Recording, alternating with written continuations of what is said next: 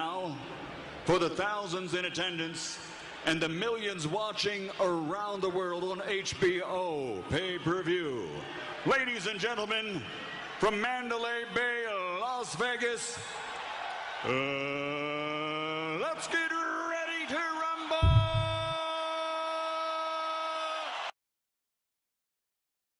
Hello everybody, I'm the Chris who plays games, and we are ready to rumble here today. I'm going to be playing Jetpack, an old DOS game, a puzzle platformer style, single room puzzle platformer. It's got 99 puzzles that we're going to go through and try and make our way through tonight. Last time I played this, I played it for about 20 minutes, and I ran out of lives and did not continue playing, but this time I'm smarter, I'm better, and I'm smarter. I found a cheat code. So, we're going to be playing that all night because I'm not going to work tomorrow. I am taking the day off. We're going to be starting to drink early and drinking all night long. Drinking light beer. Not light beer, not light beer, but not heavy beer because I just want to be sipping all night with all of you. So, I hope you're ready to sit back, have some fun, have a good time. Hello, and welcome. And let's just get started with the game. I got to figure out how to push my game button. This looks like a game button. There we go.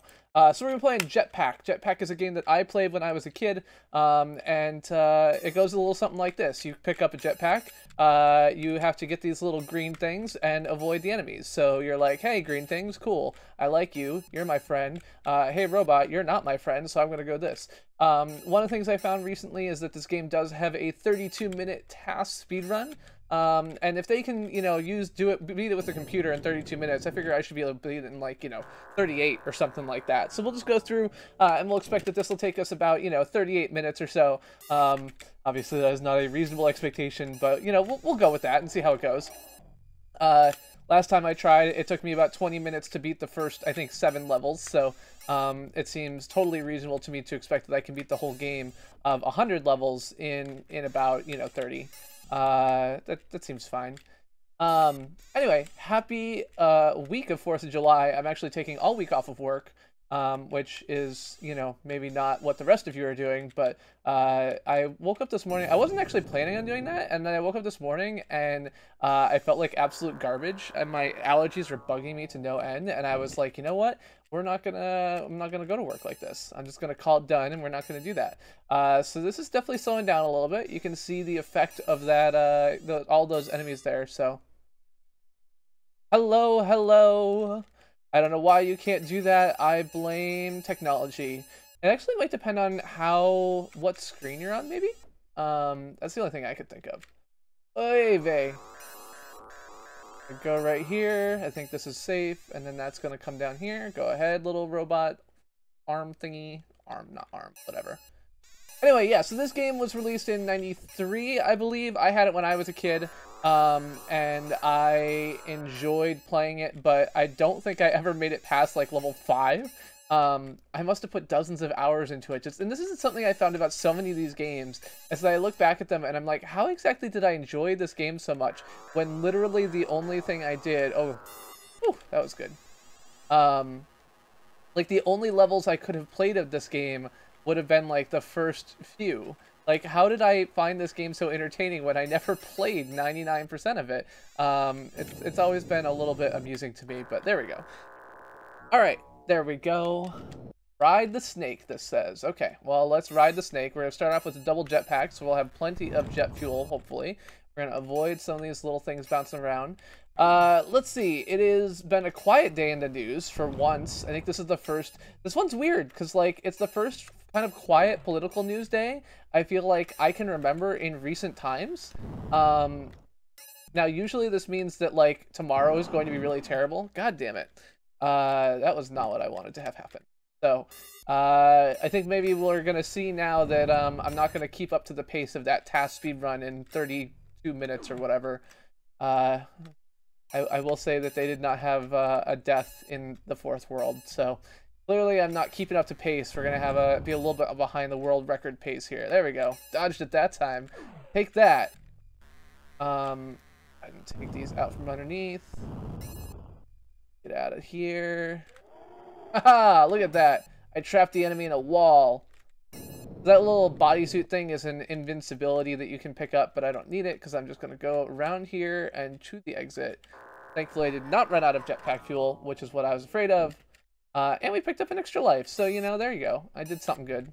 I mean, the extra lives don't matter. Like I said, my intent is to cheat my way to glory, as it always is here.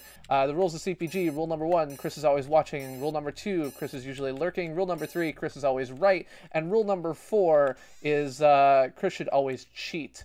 So, you know, I got no qualms about cheating here. And we'll go grab this, and we'll come around here. Tell me something good. Anyway, so it is Monday. It is Monday, the week of 4th of July. I am taking all week off of work. It's my daughter's first week at work at her job, working with a childcare center here in Cambridge. And my other daughter is actually moving back to the LA area on 4th of July this week. So she'll be back in Palm Springs later this week. Which means I'll be able to go back to my office. Yeah, so this is the level I don't remember ever beating as a child. And I looked back, and it is definitely where I got stuck during my live stream. I watched the task speed run and saw what comes after this, and definitely have no memory of it whatsoever. So I think that if I beat this level, I will be kind of like Sam in Lord of the Rings, where I said this is the farthest from home that I've ever been. So we'll see if we can make that happen, or if we're just going to get stuck here. Like I said, I will cheat, but I'm going to see if I can get through, you know, without using any cheats for at least this level, to show that I can improve at a game when I'm, you know, smart and not drinking. Okay, there we go. Hello, Celso Louise, and anyone else out there who might be listening, lurking, watching, enjoying, and happy to have all of you here. Again, happy Monday, and I hope you are looking forward to some DOS gameplay tonight. I was actually feeling a little bit kind of down on yesterday, and I was like, oh, I don't know what to play. I don't want to play anything. And I was watching my good friend Stingray Gaming, another retro gamer here on the YouTube gaming platform, and he was playing some game. I don't know what it was, and the mention of the word Jetpack happened, and I'm like, you know what I want to do? I want to play Jetpack. And so that is how we got to where we are. It had nothing really to do with the game that that Stingray was playing, but it was just enough to trigger me, to make me go, this is what I want to do. So here we are. See, I was saying, I love this game too. I must have spent like dozens, if not hundreds of hours on it, but I don't think I've ever gotten past this level. I think I did play with the level editor a lot, so maybe that was where I got my fun from it. But it's always very hard for me to look back at these games and be like, yeah, you know, this seems like fun, but why did I think it was fun if I never actually made any progress in the game? It doesn't make any sense. All right, so go ahead and come here. We're doing pretty good so far. Been able to time all this pretty well. I think we just got those 2 greens in the upper left that are the end of our trip here. Shit, dead. God damn it. Anyway, hello, IOPred. Welcome to the stream. Welcome to the stream. So for those of you who've been around for a while, you may have seen one of my sponsor emojis. The CPG monkey emoji is a purple monkey carrying a wrench. I have handed out hundreds of the stickers of this purple monkey carrying a wrench, and if you are a regular user of YouTube as a creator, you may have seen him occasionally. He's the guy who shows up when this website tells you that a team of highly efficient monkeys has been dispatched to deal with your problem. If you have seen him before, you might be interested to know that he's available on all of the streams you watch now. If you just type :oops, you can see that monkey and use it for yourself. So even if you're not a sponsor of the CPG channel, you can still use the purple monkey to communicate in all the streams you watch. So that's just a little tidbit for your health. Thought you should know. A parting gift from one of my friends at YouTube Gaming, who I appreciate very much. There you go. There's that monkey. That funky monkey. Wait, so that particular bit there is definitely the trickiest bit, because I'm always tempted to go when I don't actually have the space. Okay, so now we just got things on the right. You got that monkey and the NES, because you are a sponsor here on the CPG channel. Of course, there's also the CPG hat emoji and the CPG oh no emoji, I believe, for sponsors of the channel. All right, what am I doing here? I want to go down the left side and come out this way. So I know that I've just gone from the left to the right, but I can guarantee you that this is a switch only in the positioning of my character and not in my political positioning.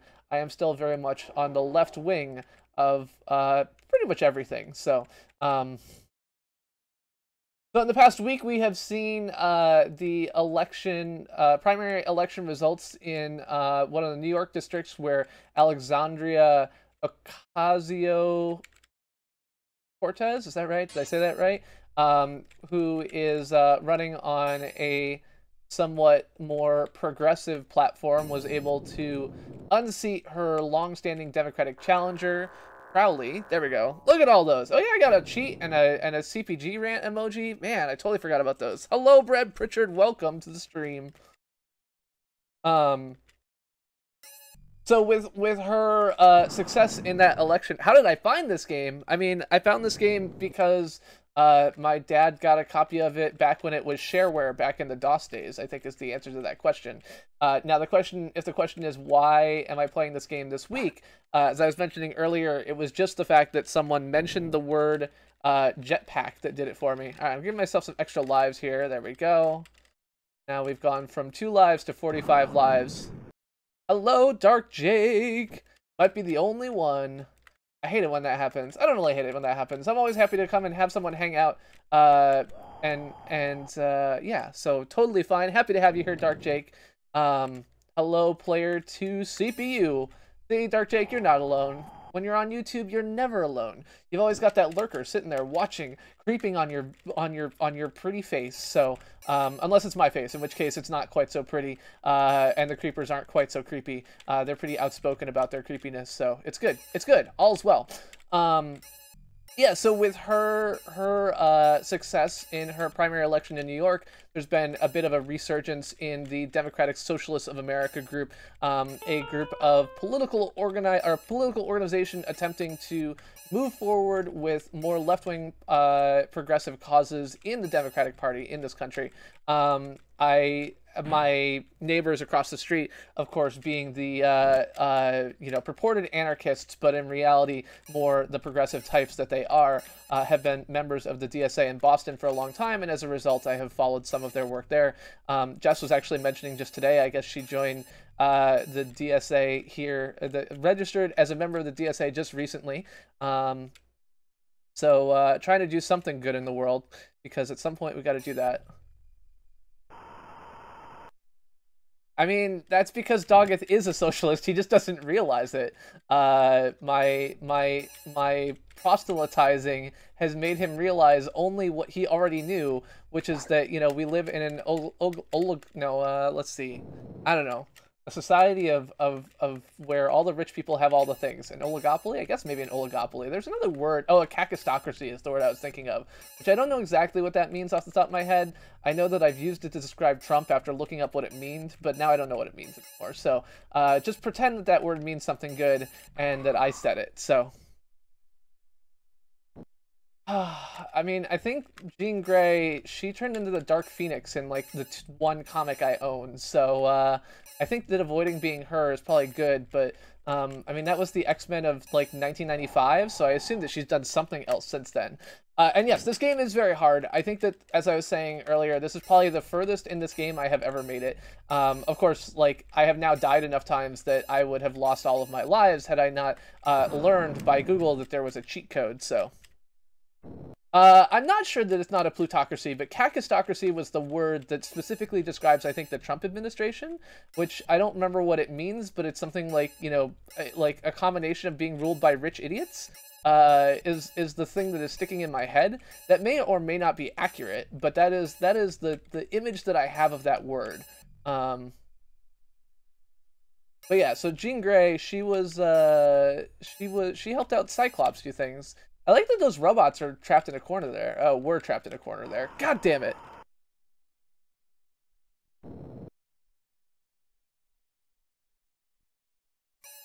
Anyway, yes. So when at one point recently last week on Wednesday, Doggeth came. We were discussing in my Discord where we discuss politics all the time.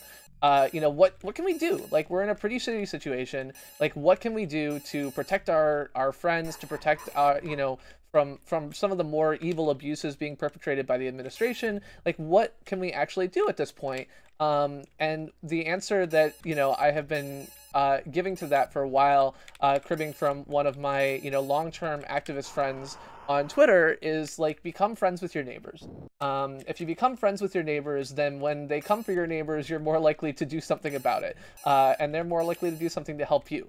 And for people who live in more aggressively red states, it is understandable that the reaction to that will be, but I hate my neighbors. And I understand that. I think it's a totally reasonable reaction. And so I said, you know, it doesn't have to be literally the people who live next door to you.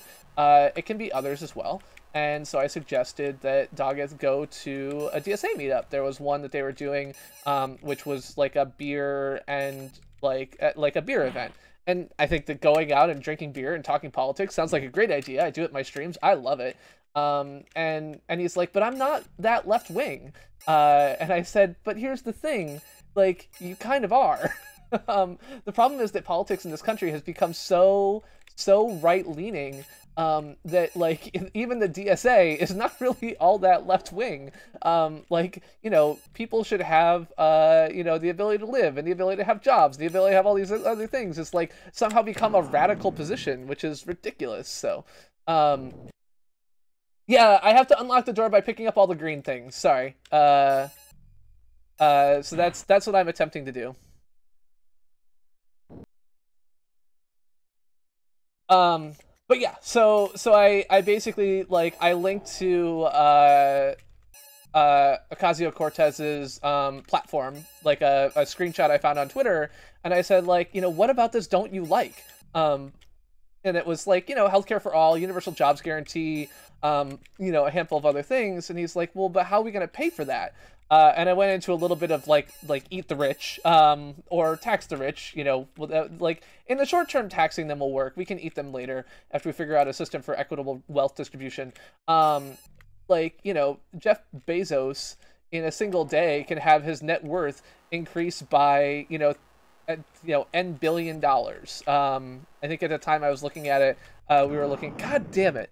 I don't know how I'm supposed to get those ones in the middle. I guess I have to jump off the ladder to the upper right of them. And so, like, his net worth goes up by, like, $40 billion in a day.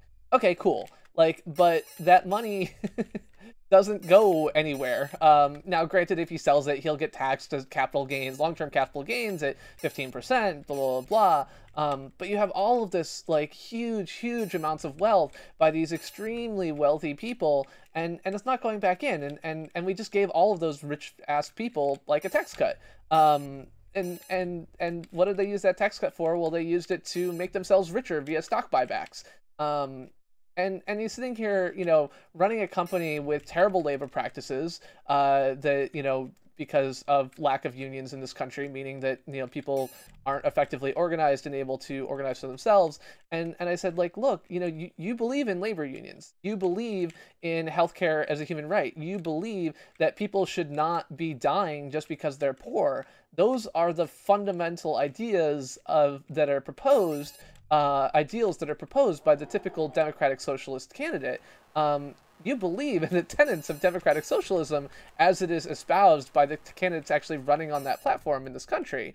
And I think he had like a, oh man, like moment, and then went to the meetup. God damn it, there was just that one left, and I have to go at it from the top, but I didn't realize it. So, and so he was able to say, like, you know, I think this past weekend he's been like, you know, I just hadn't realized how much money we already waste on shit. And so the common story in this vein, of course, is the Pentagon having spent like $3.2 trillion at this point that they can't account for.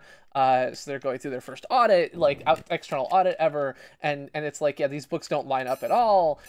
When we look at the $1 trillion tax package, which admittedly is over 10 years, when we look at things like, you know, making marijuana legal and the amount of money that we could make from that, you could expect something like, you know, $15 billion a year in marijuana taxes if the amount of tax revenue that's generated in Colorado per capita were able to expand. Like, there's we can find the money, and every you know whatever Lugnut out there who says we can't find the money, it's like tax the rich, and you'll solve the problem here.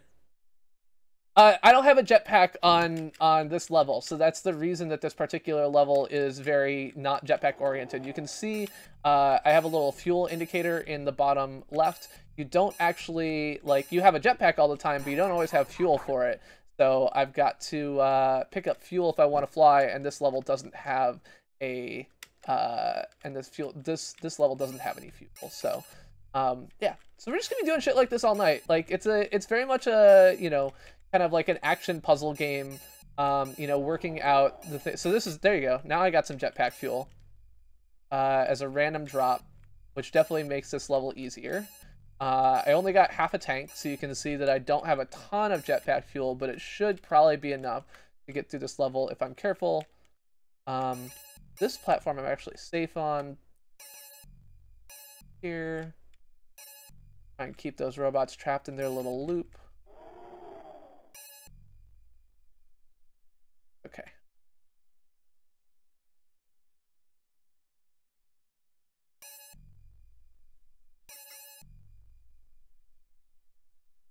Oh, god damn it. I thought I had tricked the robots. I was wrong. Wrong. That was really the key chance for me to succeed at this level.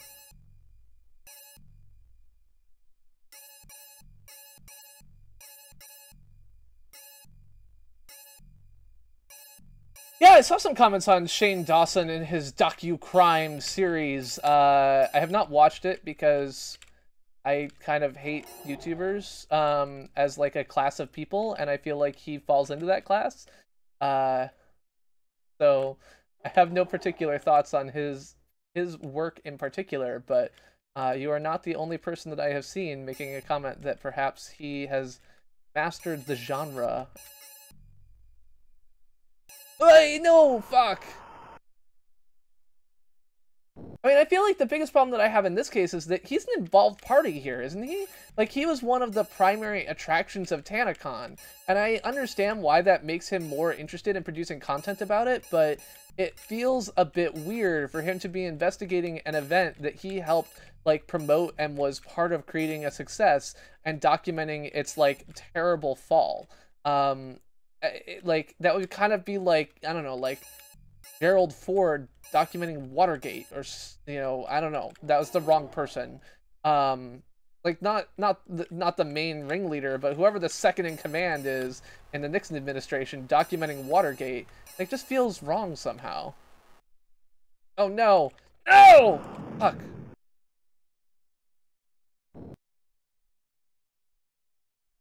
I mean, yes, he always looks sweaty is not the most relevant thing to me, but sure.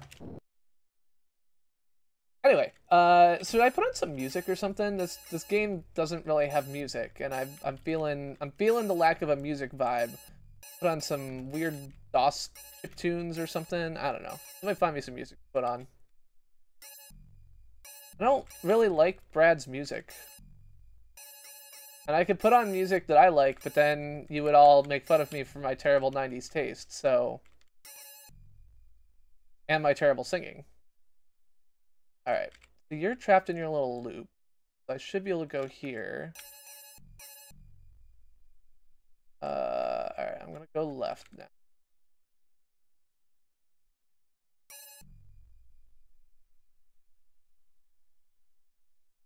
No! Okay.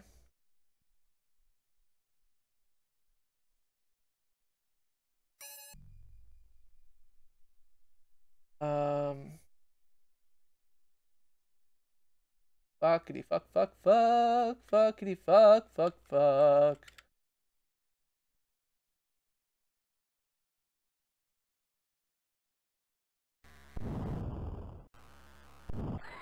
Oh no! Fuck! That block closed up faster than I want. I mean, I say all kinds of sinful things. So I know those bricks close up. That one just closed up faster than I expected. I thought I had one more cycle of the robot to get through. Turns out I did not. So, swish I go. Pop goes the jetpack, as they say. Nobody says that. The 90s would be back. I'm back, baby, as Bender might say. Oh, shit. I'm dead. This is it. The end of the world as we know it. And I feel terrible. Oh, yes. Finally a triple.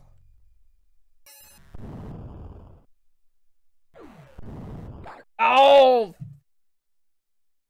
Less triple than I had hoped. Oh, baby, a triple.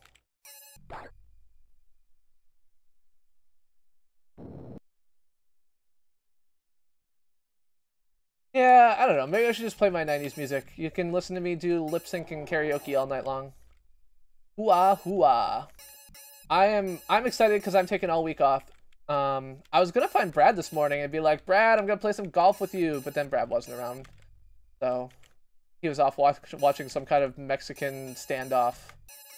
Something about penalty kicks and something.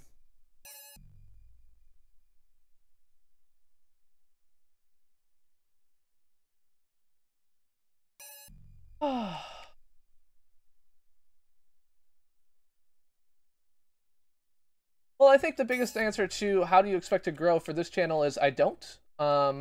This channel will never grow.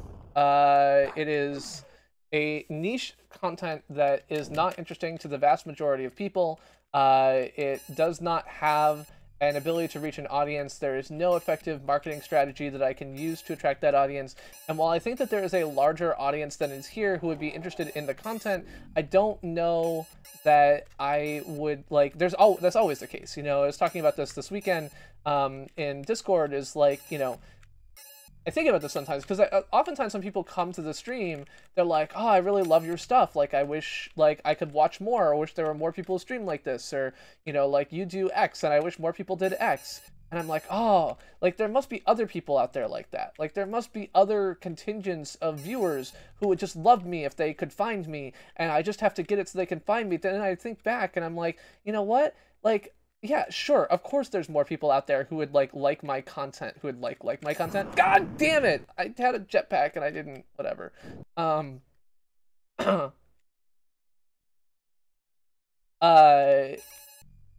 But like, look at me. Like, I'm currently watching Deep Space Nine, a show that that I have attempted to watch 3 times, that I, you know, failed to watch when it was on, that I, you know, have attempted to watch since then and rejected because I didn't end up liking it all that much. Like, and it's 20 years later.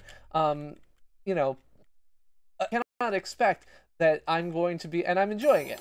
So I cannot expect that like everyone out there who might like my content is going to somehow find it and enjoy it. Like, you will always have some portion of people who would like to watch your content if they could find it, who will not find it. That's just the reality of the world. Like, there's no escaping that.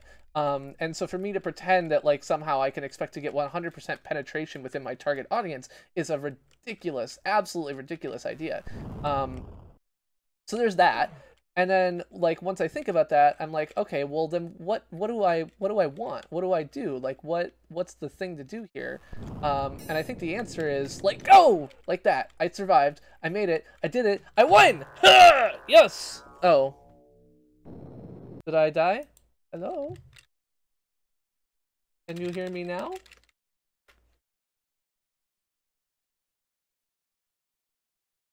Okay, I see my thing in the stream again, so I think everything's fine. Oh, buffering? Still buffering?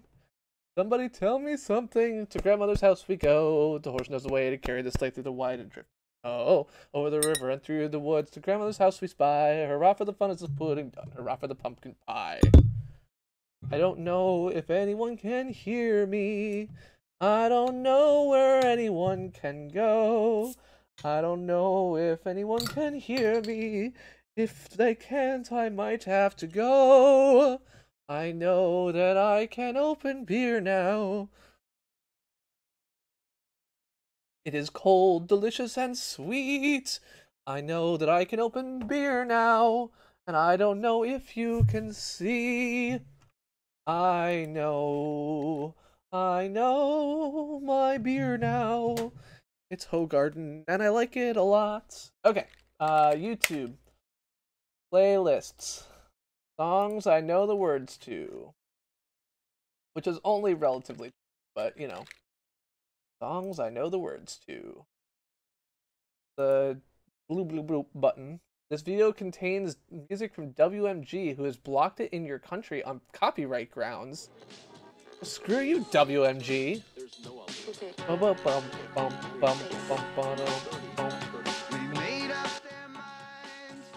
And they started packing. They left before the sun came up that day. It visited to eternal summers. Oh, okay. Those, like, icicle things kill me. Good to know. Where were they going without ever knowing the way? Drink up the wine, and they got to talking. Now there are more important things to say. As their car broke down, they started walking. Where were they going without ever knowing the way? Anyone can see the road that they walk on is paved in gold. It's always summer, they never get cold. Never get old, they never get old and gray. You can see the shadows wandering off somewhere. They won't make it home, but they really don't care. Wanted the highway, happier than today. Today. I guess the problem with having music on that I know the words to is that I would be tempted to sing it rather than talk about the important matters of the day, which is of course the most important thing of the stream. All of you show up here specifically for that, I know. Anyway, so yeah, this channel will never grow because I don't know how to grow it, because I don't know how to advertise it. Like, there's not some pitch that I can make to people that they should show up here to watch this shit, because why would they? Why would they when there's so many other good things out there to consume? What is special about this content? I love that people are here. I love the people I talk to. I love the stories I tell. But let's be honest, I do live streams because I like being the center of attention. And like, hey, you know what you should do? You should stream into, like, tune in to watch this guy who likes being the center of attention. Like, while true, you should, duh, also means that there's not that much of a motivation for people to listen. Is the music too loud? Too quiet? Neither? None of the above? Can you even hear it? Ah! I can't get up. Okay. So if I fall to the bottom of the ground, I am screwed. I mean, DOCSIS 3.1 is already what my modem supports and what my, like, ISP supports. I just don't pay for more upload. Like, I have 10 megabit per second internet because paying for more than that would cost me $170 a month instead of $100, and that didn't seem worth it. Oh, okay, so I can get up if I go to the ladder in the middle. Never get old and gray. But yeah, so it's kind of sad to me because I want more attention, I want more everything else like that, but I also realize that playing old DOS games and talking about the, like, politics of the DSA is not a winning combination. It just doesn't sell. Like, where would that sell? Yes, fiber is symmetrical and there's no fiber in Cambridge. We have Comcast and Comcast only.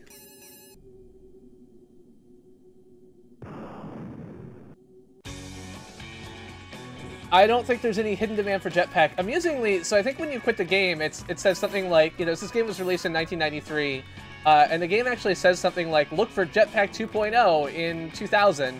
Amusingly, they did actually release a Jetpack 2.0, not in 2000, but in 2017, or 16 or something like that. But I looked at it and, like, it's worse. Like, it's very much just copying the original game, but it's copying the original game without some of the things, like, it doesn't have the single room thing, it pans around a map, and the graphics are better, but they're not so much better that, like, or rather, they're better in a way that I'm not interested in. Like, I almost would rather just have this game with more new puzzles, and they did all this other shit instead. Like, it's trying to compete more with Spelunky or something like that, and they're charging 25 bucks for it. And so, like, I just can't, I don't know. I was considering buying it just to, like, have the comparison, and I was like, you know what? This is, like, for a game I'm literally going to play once for about 15 minutes. Like, this just isn't worth it. Like, it's not, it doesn't make it worth it. I've never watched the video for this movie before, Never watched the video for this video before? Is that what you said? What I meant to say. For the song before is, I guess, more close to what I want to say. I heard the song so many times, though. All school dances and everything that you have ever gone to plays this song, or Green Day's Good Riddance, or whatever. I Hope You Had the Time of Your Life song as the last song of the night, and have since probably forever when they released the song.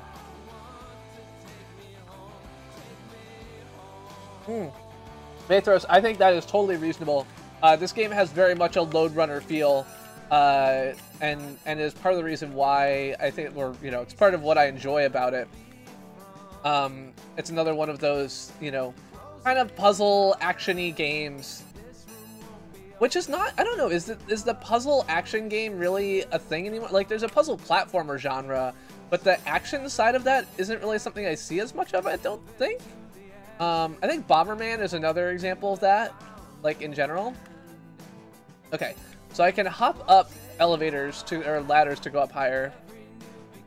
Hey, well, this game has no music. I usually play game music, since playing live music, or, like, playing copyrighted music, one, will get my stream blocked, so people can't watch the archive, and two, will, like, is technically against the rules of live streaming, so... but yeah, and then I also do, I mean, I've done karaoke stuff a bunch of times.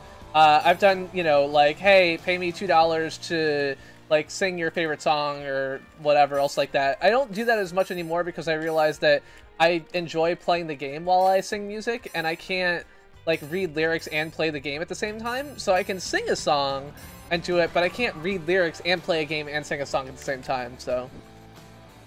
yeah, so as I was pointing out, the character has a jetpack on all the time, but he doesn't always have fuel for it, so you can see my fuel meter in the bottom left, and you can see, like, it's right here, right there, and you can see that it is empty because this level has no packs of fuel in it by default, so the only way that I get fuel in this level is if I get it as a random drop, which is pretty, you know, you have to die a lot to get that random drop to happen, basically. Know who I want to take me home. I know who I want to take me home. Take me home. Alright, so... yeah, so this is where, like, thinking about what I'm doing might actually help me. So each of these platforms with the little green thing on it, pretty much all of them have, conveyors underneath them, which is why I keep sliding off of them. And they're all in different directions, and they're really kind of hard to tell which direction they're in without looking closely. And then the ladders each go in different directions, so you can go up them either way, but you can only go up so far. I love this song. Get ready to rumble. Get ready to rumble. Jock jams, y'all ready for this? Y'all ready for this? Whoop, there it is. Hit me, jump, pump the jam, so pump it up, you'll pump it. Make my aggressive, B-E, aggressive, hit it. Y'all ready for this? Do-do-do. I like to move it, move it. I like to move it, move it. I like to move it, move it. Give it up, this, dance. I like to move it, move it. I like to move it, move it. I like to move it, move it. Give it up, dance, dance. Welcome to the big show, and let me hear you say way-oh, way-oh. Simply and fuego.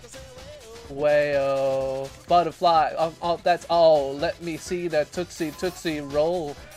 Let me hear you say way-oh. This particular bit, I don't know the words to.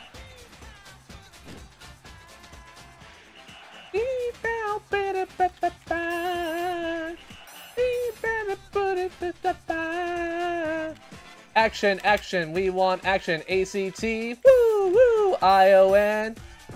Action, boy, action, yeah, pump the jam, yo, pump it up, yo, pump it, the thumping, and the Pam is pumping, look at here, the party's jumping, pump it up a little more, get the party going on the dance floor, see, cause that's where the party is at, and you find out if you do that. I don't want a place to stay, get your booty on the floor tonight, make my day. I don't want a place to stay, get your booty on the floor tonight, make my day. Pump the jam, jog, pump the jam, jog, pump the jam, jog, pump the jam, pump it up. Hey! Hey! Hey!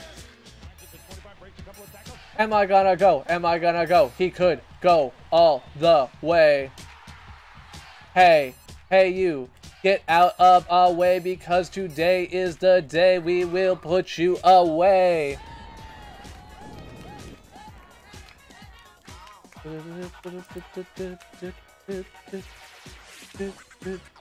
Wow, everybody dance now. It's fun to stay at the YMCA. It's fun to stay at the YMCA.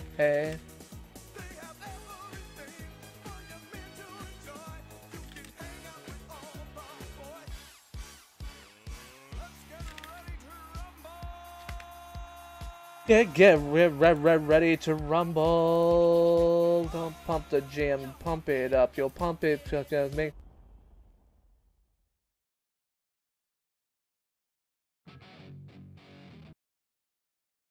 Okay, so here's the Earth. It's chilling. Hopefully, backs. Hello. Okay. I see me, and I said hopefully back soon, and I see it in the stream. You see me, I see you. Welcome back. I'm the Chris Who Plays Games.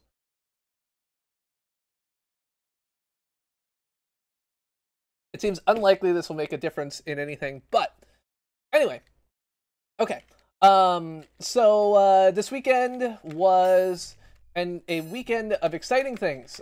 So on Friday, I went out to the citywide dance party here in Cambridge and had a ton of fun there, even though someone stole my backpack. Jerks. I danced my heart away.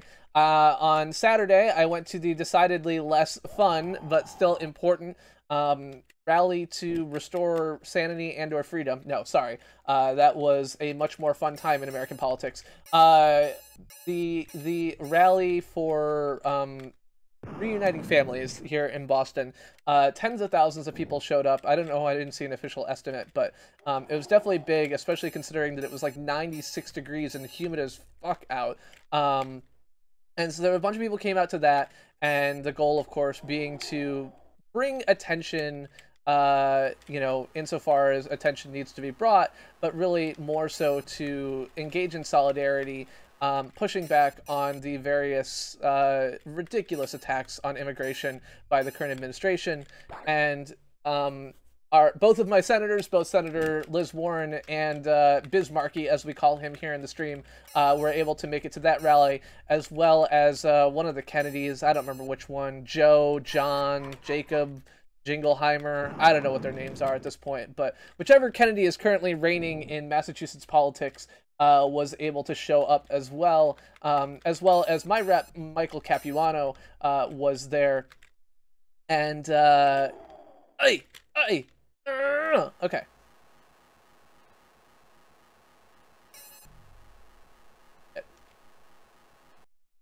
Well, that was a pretty useless item pickup.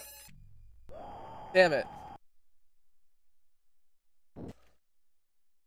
I reversed everything. If there's a good thing that has been done in the past 10 years, the Trump administration is attempting to undo it, because Trump believes that everything that has been done in the past 10 years was done by Obama, and that everything that has Obama's name on it needs to be gotten rid of.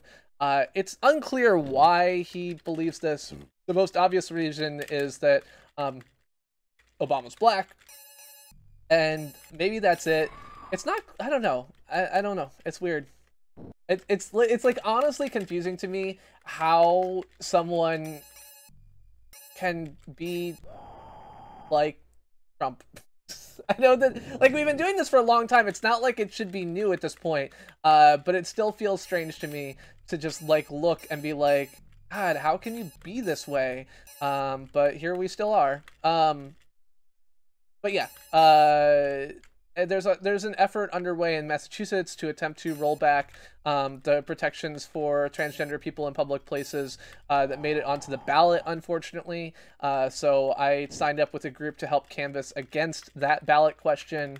I met staffers for Ayanna Pressley, who is actually a Democratic challenger to my current House Michael Capuano.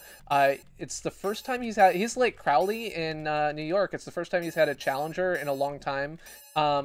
Capuano, like, his votes are fine, but he's generally kind of milquetoast. You know, he's not a really stand up and get things done guy. On the other hand, he's been in the House for like 18 years, and because of how the House works, that means you get a bunch of like seniority points that allow you to be first on committees. And then more importantly, directly to me, Ayanna Pressley has a platform which includes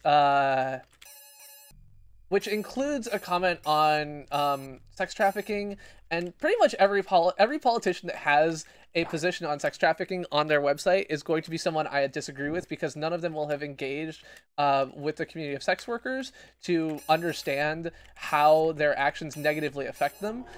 When Craigslist added their erotic services section, female homicides went down, like homicides of women went down 17% across the US, and they've now had to shut that section down in response to the like threat of the FOSTA-SESTA bills that passed earlier this year.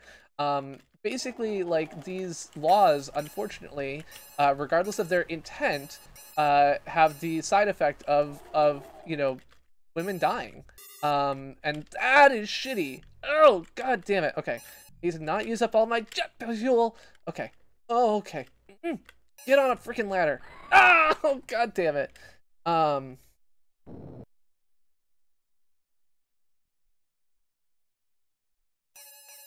That's good, Yugi. I mean, I think that that's one of the big things that we need to work on, and this includes Massachusetts, is that we need to work on passing more progressive laws around the nation at the state level that do what we want. We're looking at, with the transition of Anthony Kennedy away from the Supreme Court, we're looking at a likely abolition of Roe v. Wade. We're looking at falling back to the states' rights on these things, and that means that there are 20 states in which abortion will no longer be legal pretty much as soon as a case can make its way through the Supreme Court.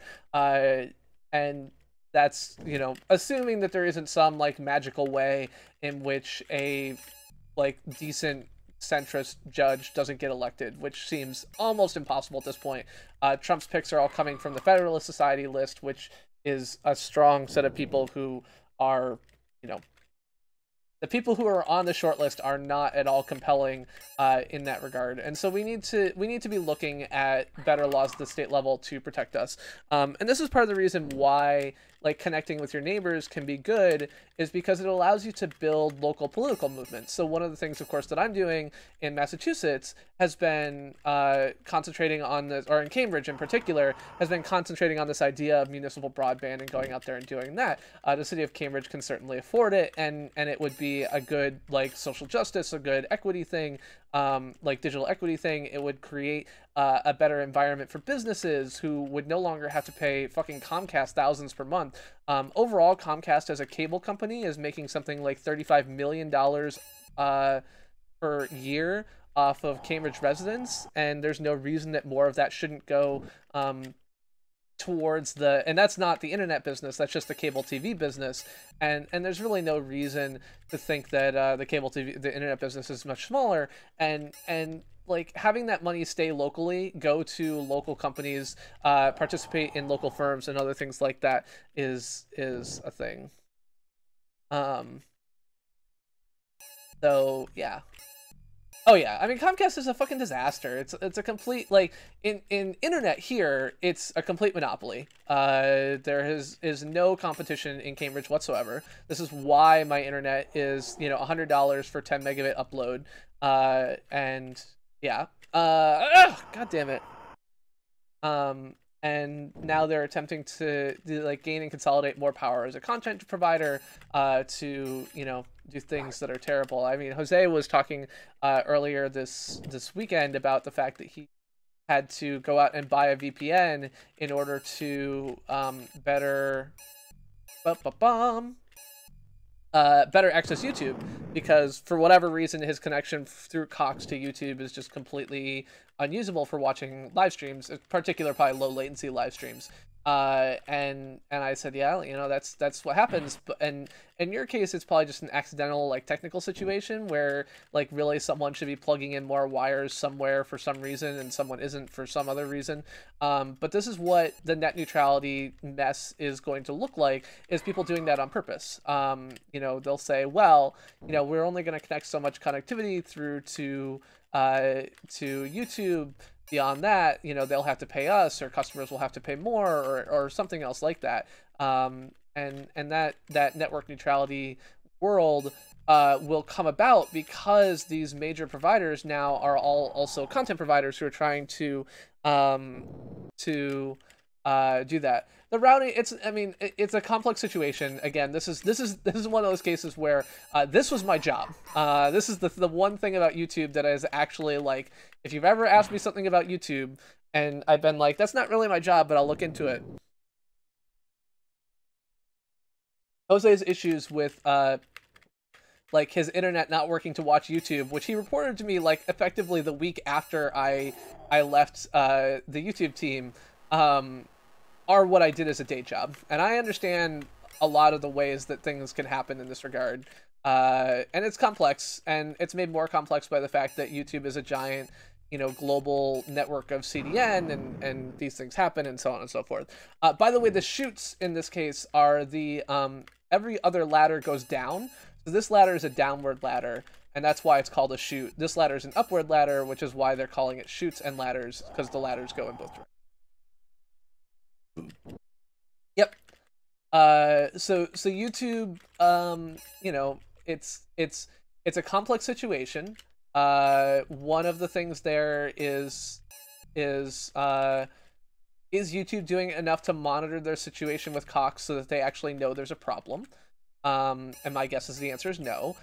Two is, are they providing Cox enough information so that Cox can meaningfully manage the problem? And my guess is the answer is probably, but not proactively.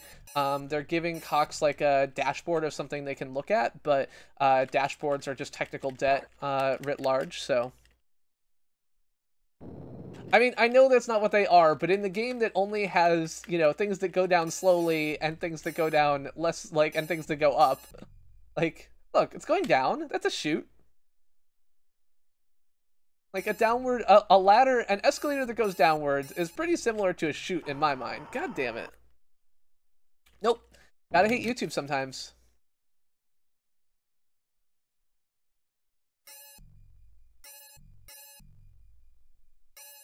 I mean, that's just because you love me, Jose.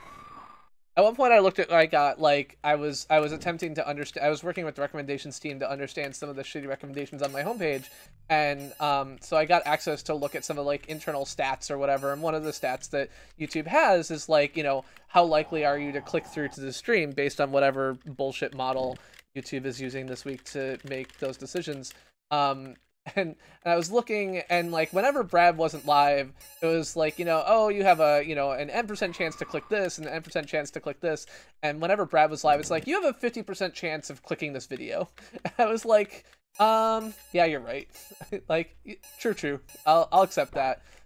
Which is why whenever Brad is live, it's the first thing on my recommendations. Like, I get a whole Brad shelf, I get everything else like that.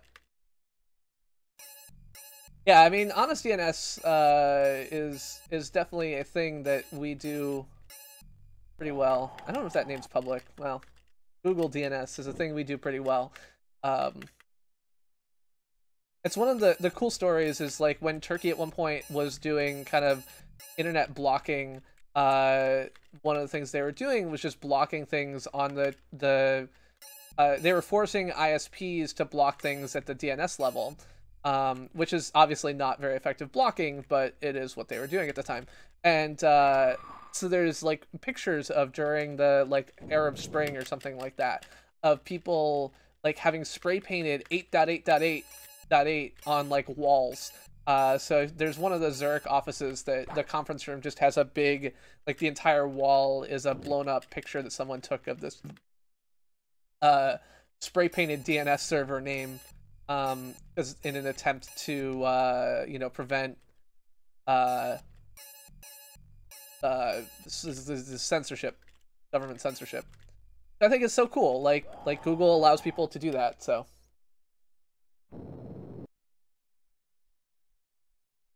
It's true. I don't know why you would make a Brad shrine. Okay. Oh, no! God damn it. Your Brad shelf has a Brad shrine on it. I mean, isn't like the whole yeah, I don't know. How do you define a shrine? Like, is a shelf a shrine in that case? Or do you have like a shrine section of your shelf? I don't know. It's so confusing. All these words, they have meanings. I don't know what they are. This is gonna route me the wrong way. That thing's gonna kill me. God damn it. I don't think a space station can be a shrine. I disagree. Let's see, what else is there? Oh, so Paris Hilton asked for, what's one thing that, you know, tell me one thing I don't know, or something like that. And then I think someone else told me, like, did a question that was like, what's one thing that everyone knows about your job, or you think everyone should know about your job, or something like that. And these tweets have both provoked a lot of, like, interesting reads for me, in the past couple days. Like, just, like, I didn't realize that, like, Tiger Woods' real name is Eldrick. Like, I had no idea. Like, did anyone else know that? Like, I guess I should have assumed it wasn't Tiger, but I did. I don't know, like... Also, like, if I was gonna guess what it was, Eldrick wouldn't be it, so...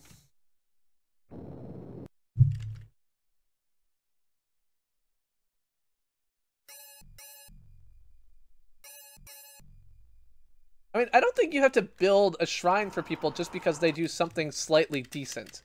I think you can set a slightly higher standard than that. I will say that I have so far cheated to the tune of about 100 free lives in this game, so if you're sitting here wondering, like, how is it you're not dying, it's because cheating is really fast.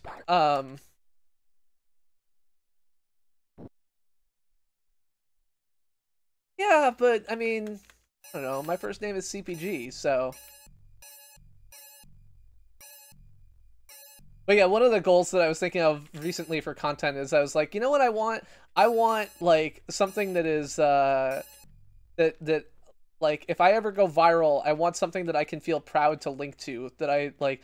I don't have a SoundCloud, but I want something that I can, like, feel happy that I'm linking people to in response to a viral tweet. It's true, Deep Space Nine did have a shrine. I was thinking about Deep Space Nine. I'm like, well, so like the Celestial Temple, like the whole wormhole thing was a shrine. That wasn't on the space station, but the space station did have a Bajoran temple on it. And sometimes it even had those weird orbs of prophecy and bullshit. I learned that when that person came through from the parallel universe and tried to steal it. Didn't go well. He grew a conscience because he looked into it. Alright, evil, extra life, laugh. Oh! Deep Space Nine was a Star Trek show. It had a space station intermittently called Terra Nor, or Deep Space Nine, that was next to a wormhole that allowed travel to the Delta Quadrant from the Alpha Quadrant. Gamma Quadrant? I feel like Gamma. Delta Quadrant was Voyager, right? There was an evil race, well, not evil, but there was an enemy race called the Dominion, which was attempting to expand into the Alpha Quadrant and take over. There was a race called the Jem'Hadar, who were born and raised to be soldiers who were to some extent competitive with Klingons in their mastery of killing people. Unless it was Worf. Worf is always better than all the other Klingons killing people. Hello, FIFA Timmy. Or Tommy. I don't know, one of the two. Yeah, so I went to the rally on Saturday. Did anybody else go to a rally on Saturday? Any other people with sore feet? But yes, there was a couple tens of thousands of people, I feel like, at the Boston rally. There were 5 protesters. They wore masks and held signs that said child separation has ended, which is like both not true and not relevant. Like, even if new children are not being separated from their parents anymore, which is maybe or maybe not true, it is still the case that child separation hasn't ended because there are still thousands of children who have not been reunited with their parents, some of whom likely never will be, as they are pre-vocal, don't know their names or the countries they've come from, and are being forced to go through deportation hearings alone as they attempt to draw pictures of ice cream because they're 5 years old. We have created an absolute humanitarian disaster on our border out of nothing more than a fit of pique. And it is absolutely terrifying that it, like, literally that quickly we can be in a situation that is completely unrecoverable. The rally was, you know, the Keep Families United rally, organized by a number of people. In my local community, it became somewhat of an anti-ICE rally overall. Later on in the day, the group moved on to blockading the South Street jail. I think 14 people are arrested for walking onto the jail property, which they were told that they could not. So yeah. The news coverage of it was unfortunately somewhat anemic. There were rallies in more than 700 cities, and it didn't receive front page. I think it received no coverage in the New York Times or the Washington Post, which is kind of crazy. Like, you know, yeah. I know, Brad. It's great, isn't it? I love it. I don't know. I just like I'm perfectly fine. I mean, I guess I've said this before. My like amount of time that I have to be stuck on a level before I get really angry at it is about 45 minutes. Ah.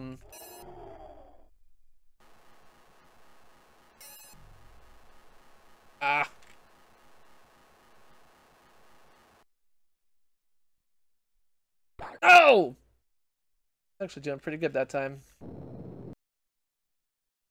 But yeah, so I attended the rally here in Boston. It was hot. It was gross. I helped pass out water. Thankfully, some of the organizers had thought to kind of place just like 30 packs of water bottles around. But a lot of people didn't want to grab them, and so I would go ahead and like help pass out water bottles. I you know, participated in chants and shouting, and some of that was just cathartic. You know, like, it's good to go out there and stand with a bunch of people and say, you know, this is what democracy looks like. Even though it's not. Democracy looks like actually showing up in the voting booth, goddammit. But whatever, you know, you take what you can get.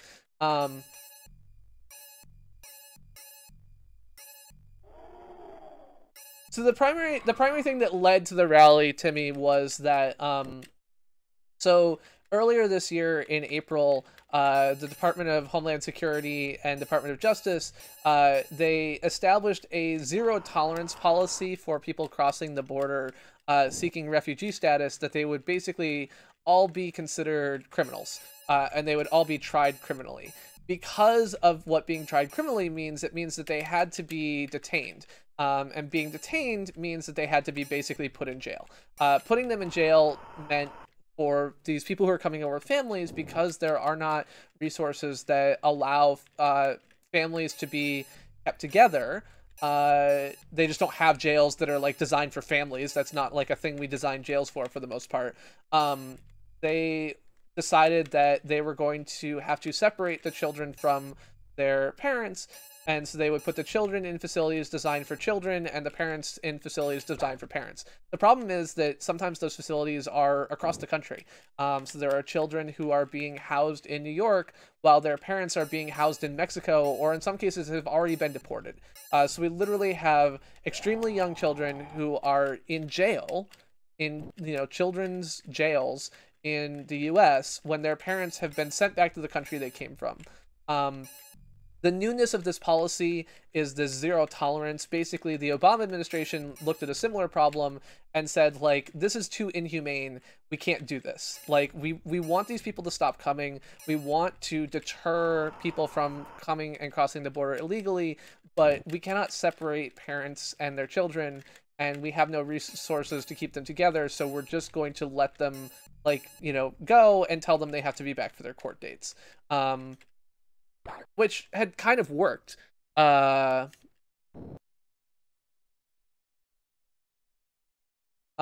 yeah, so the rally was towards a couple things. One, initially it was set up before the Trump administration had said, okay, we'll stop separating families. We'll just jail them together instead. Not a lot better, but a little better. So initially it was kind of about that. So the keep families together idea was like, you shouldn't separate families that are crossing the border. You should keep them together. And then once Trump said, okay, we'll keep families together, it became more about the general tactics of our deportation force, aka ICE, and the overall tendency of how we are managing immigration problems. In more left-wing and progressive areas, we're seeing some people call for much more open border policies. We're seeing people call for abolishing ICE, our overall enforce or deportation org, and lots of other stuff like that. So it depended a lot on where you looked exactly what people were calling for. But in general, the idea was the Trump administration is being needlessly cruel with the way they enforce immigration standards. That is unreasonable, and we should do better than we are doing. That's the primary thing that the rally was about. No matter where it was a rally to, create better conditions for those who are attempting to cross the border and seek refuge from the United States. And most of these people who are coming here as the result of, unfortunately, terrible, conditions in their home countries, because in large part of the US's policies on things like drug enforcement and generally other things like that. So there's a lot of people who are basically have been screwed in their home countries because we have absolutely destroyed their economies by attempting to instill policies that we think are good, and just created an absolute mess. And so they are fleeing to the US to seek sanctuary from gangs, from terrible conditions where they're being chased by these things. So in theory, so the way that most of these the ones that we're talking about, to me, are crossing is that they're seeking asylum. They're coming to the border seeking asylum. And so when they're seeking asylum, they're basically coming in and saying, I have a credible risk in my home country of being murdered if I stay there. I am coming to the US to beg for help.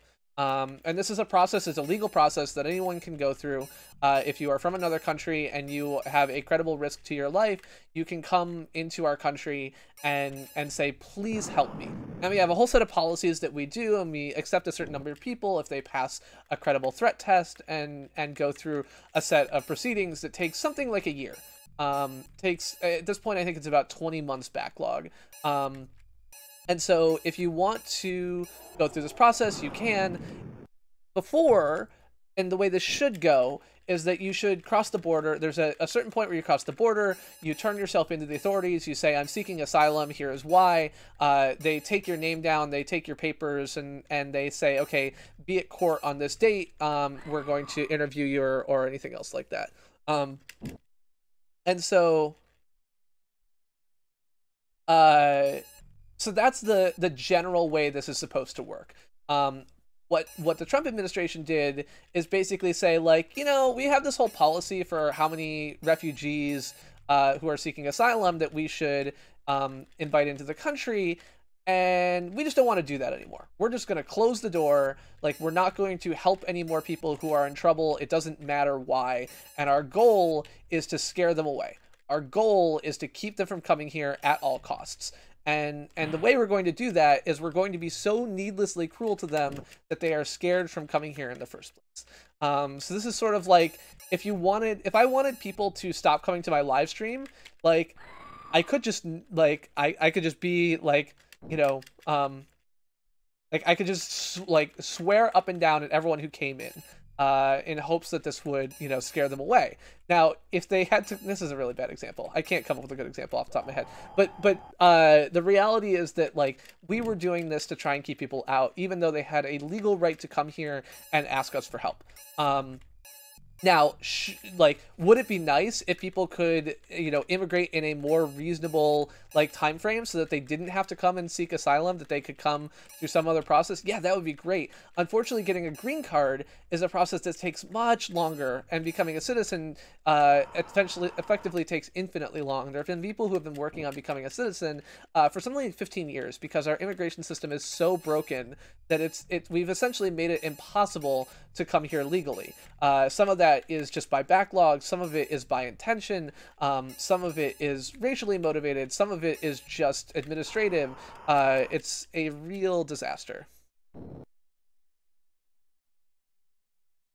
Brad is being ridiculous with his comments about 3-year-olds.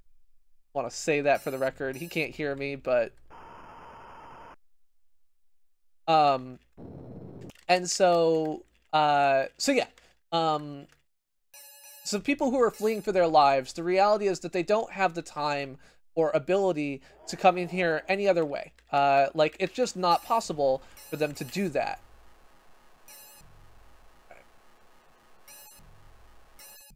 Oh, I will get past it, Mathros. So yeah, some of the ways that people get in at this point is on visas, immigration visas for, like, the Genius visa, where you come in as someone who is just so smart that the country wants to have you. I believe that's how Melania got in, or somebody in the Trump family, which is ridiculous. You have employment visas where a certain number of visas is given out. You have a lottery system where you know, countries can say, like, we would like to propose that these people receive visas to come to your country, and they can be picked by a lottery process from the US government. So we have all these different things, but for people who are fleeing from terrible situations, none of them really apply. The only thing that applies is asylum and refugee style systems. And these people are fleeing terrible domestic violence in their home countries to come to us and ask for help. And the U.S. has always been open to this. This has always been, you know, one of the things that has made the U.S. special, is that we've tried to do more. Okay, I shouldn't say always, but, like, has historically been open to this. And so that's the idea, is that you should be able to do this. But regardless of whether you think that our process of allowing people in on asylum claims is good or bad, it should be the case, I think, just for humanitarian reasons, that we should not separate children from their parents at the border. That we should not ask 3-year-olds to represent themselves in administrative hearings on their immigration status. That we should not do many of the other things that the Trump administration is doing in order to act as a deterrent. I think that those behaviors are unacceptable. And that's what the rally was for. God damn it!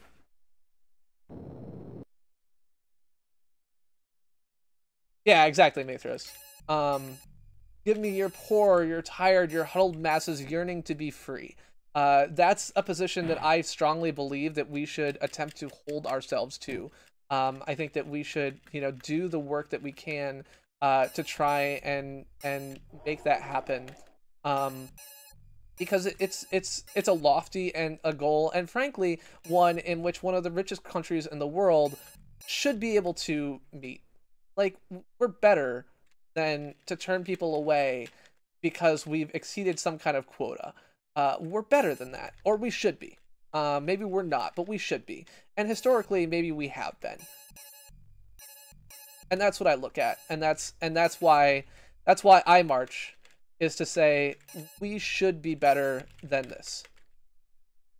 Of course, as a country, we are also a country that has stolen land from indigenous peoples, who has kicked people off of their land, who has, you know, eliminated massive populations, you know, whether it is via like the principles of slavery, whether it is the overall processes that we used for land acquisition, whether it's, you know, a million other things that we've done wrong. You can point to all of those. And so one of the first speakers at the Massachusetts rally was a Native American who pointed out that, you know, no one can be here illegally on stolen land. It's kind of like me walking into your house, you know, and then like, you know, sleeping in your bed and then being like, oh yeah, you can't be here, you're illegal now. I was AWOL. Yeah, absolutely. I mean, Felicia Day did a really good job of getting a lot of different people to come in. So I think that one of the things that shows is how effective, like, a massive network of influencers can be. Another thing I think it shows, because they crossed their 12K goal almost immediately, is how much people are upset about this. The organization that they were generating donations to, Races, I don't know exactly how to pronounce it, is an organization that has gotten a lot of attention over the past few weeks.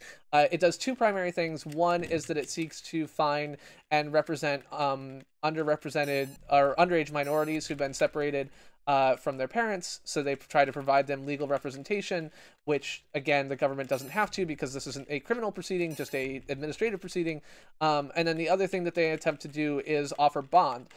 So one of the things to be aware of is that if you come here and you're held on this kind of like immigration proceeding, criminal proceeding, you have to pay the government like $10,000 to get out of jail. Now, you should get all that money back if you show up in court, like that's how bonds work. But if you just come over the border literally wearing the clothes on your back, carrying your child in your arms, you don't have $10,000 to pay, and most likely your family, which is likely, you know, has immigrated as well and is not wealthy, otherwise you probably wouldn't be trying to cross the border illegally, isn't going to be able to pay that either.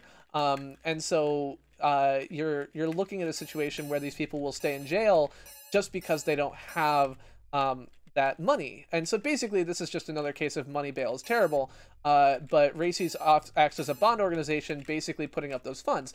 Now the really nice thing about this is that there's like an almost limitless amount of those bonds that can be paid, with like 100,000 people each having you know, up to a $10,000 bond, or say it's 5,000 just to make the math easy for me. You know, that could be $50 million that they could do something good with, and they'll get all that money back. So for every person that helps, who then comes back and like returns their bond, they're able to take that money and reuse it to help the next person. So you're not just going to have one person who's helped by your donation, but you'll have tons and tons. So this is really one of the really lucky things about the fact that this you know, charity, which has gotten all this money, is a bond fund where the money can keep helping more and more people, is because you're able to make a difference again and again and again. And they'll be able to spend that money effectively, which is not true of all charities. There's a lot of charities where if you give them, you know, 10, 20, $30 million, they don't have the ability to spend that effectively, and that's a real problem.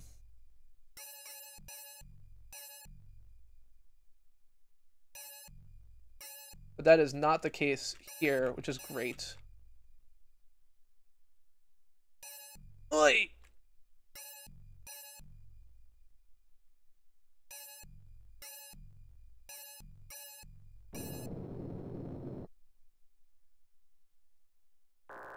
Yes!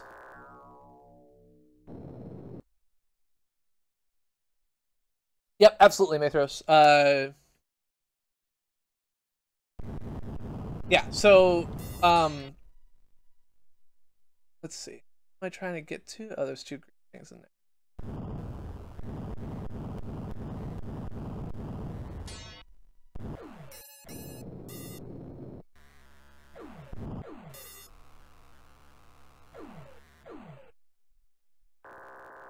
That's right, well, I got that drop a couple times, actually. That was just the first time I made it through, but whatever. Then now we got the jetpack going on. It's much nicer. I like having a jetpack. Good.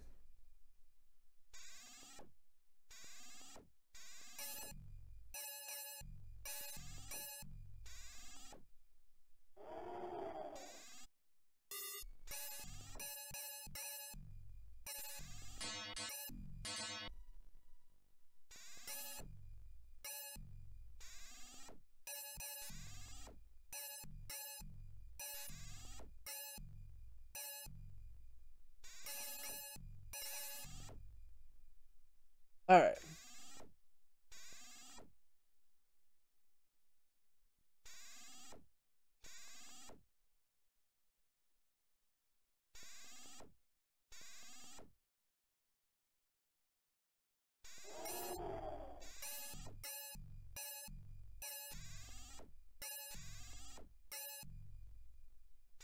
Whew. Oh, okay. I was like, why the hell am I sliding all over the place? 'Cause it's ice. It was cold as ice, willing to sacrifice.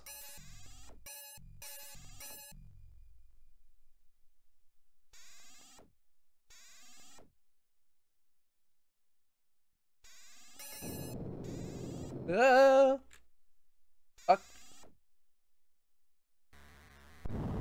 Whew.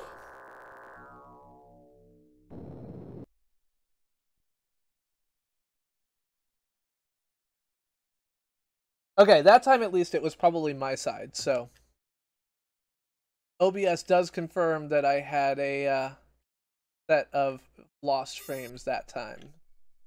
Anyway, yeah. So that's my overall feelings on immigration process and reform in this country. No, I mean, but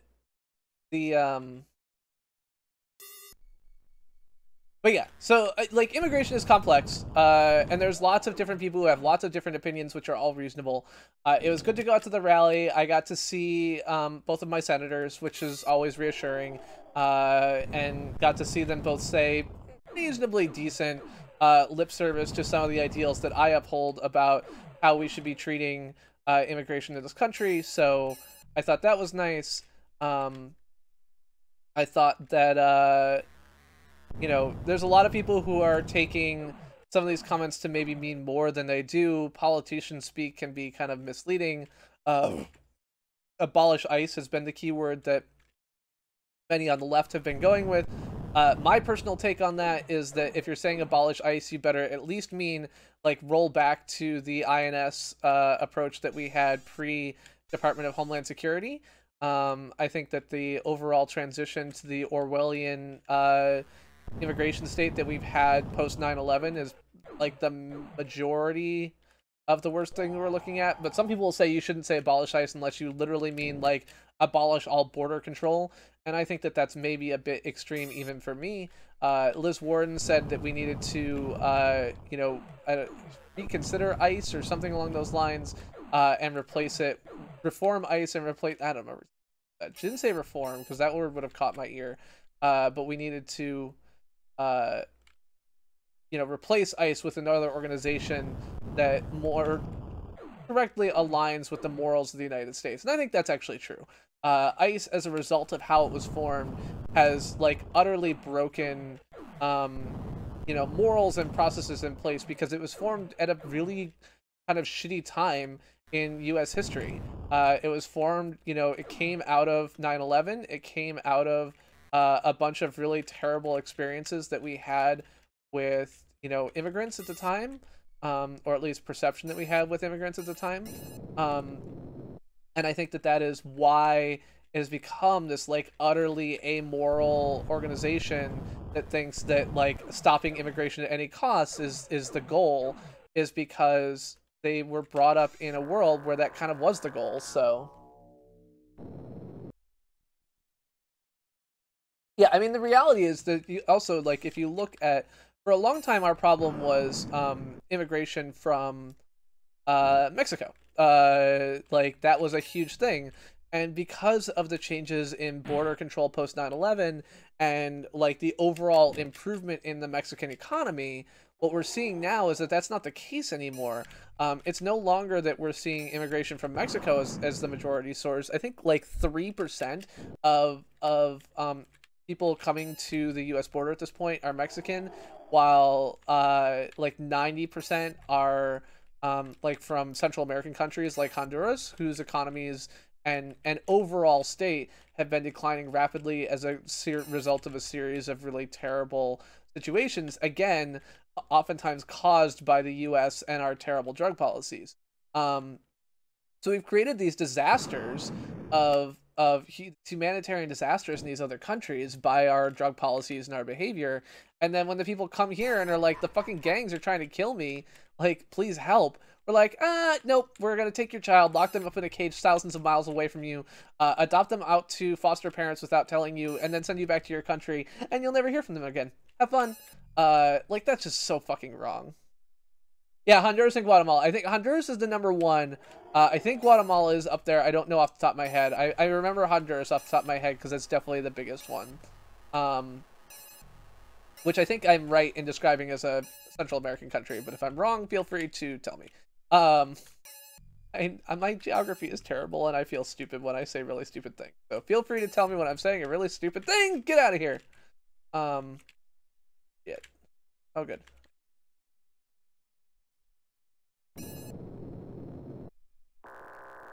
And El Salvador. Yes, James is right. So I think that, one, we should be working to, like, realistically, I think that there is no practical reason that we should not be, you know, pursuing amnesty for, you know, especially, like, look at, like, the DACA kids, right? People brought here as children, by their parents more than 15 years ago, and who have been here and not caused any problems since. Like, and are in school and working and everything else like that. Like, there is just no reason not to naturalize those people as soon as possible and just, like, stop dealing with it.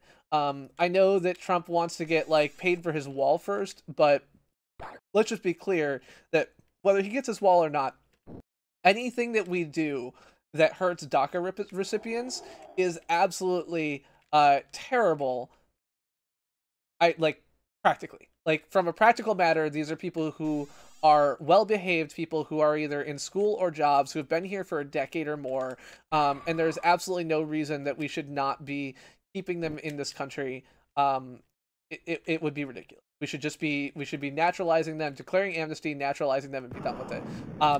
Realistically, I think that we should do the same for everyone who is here and has been here for more than, 5 years without causing problems, and maybe who's been here at all, like more than a year and not cause problems. Like, the reality is that immigrants commit crime at a rate drastically lower than non-immigrants. The reality is that we are, as a country, short of a workforce at this point. And we should be doing what we can to provide workers for, farm jobs and other things like that. And people worry about, like, wage depreciation and other things like that. But the reality is that, like, nobody wants to work for less than minimum wage. The reason they do is because otherwise they will get fired. And so if you make these people legal, then they're going to have to work for minimum wage because otherwise they can fight back against their employers, and that would be bad for those employers. So if we, oh yes, I can't believe I did that. Yeah, well that's because there's two, yeah, so there's ICE. Oh, what the fuck was that? I didn't even see that. Yeah, I did not think I was gonna win Matrix. I was like, oh fuck, I'm totally dead. And I was not dead, and I was pretty happy about it. Okay, so there's, like, spikes on the ground. Fucking hell. Shit. Okay, spikes. Yeah, so there's basically, like, 17 top special agents working for ICE's investigations division, which is the group that actually, like, does work to prevent, drugs and terrorist activity and other things like that, are like, can we be a different thing now? Because everyone hates ICE and we can't do our fucking job. which is totally reasonable. Like, I would feel the same. I mean, I felt the same way, like, in some shit just working for YouTube. Like, look, I'm the part of YouTube that makes your videos work. You like me. You actually like what I do. Like, maybe don't be an absolute dick to me just because, like, my title has YouTube after it. And I know that, like, other people have felt the same. Like I totally, I mean, it's in no way a meaningful comparison to the experiences that they go through. But yeah, like, I totally understand. Like, can I please have a different title so that, like, people will actually help me do my job? Um, but yeah, so I think it's HSI, Homeland Security Investigations or something like that, is a branch of ICE that does investigations of a bunch of like, actual real problems in the world that are caused by people being in the country illegally. Not even necessarily trying to immigrate, but just being in the country illegally. It's a component of the overall border protection status, and these people are gang leaders and cartel runners and, like, all the other terrible shit that you hear about. What the fuck? Oh, the ice got me. Okay. But yeah, so they're getting a bad rap because, and it's making their job harder. Their job is to, like, talk to informants and talk to, like, all of these people, and basically, like, everyone's position is, like, fuck the police. And it's really hard to make progress in meaningfully solving problems. What the fuck? Okay, those things at the bottom are actually fake blocks. So that's good to know.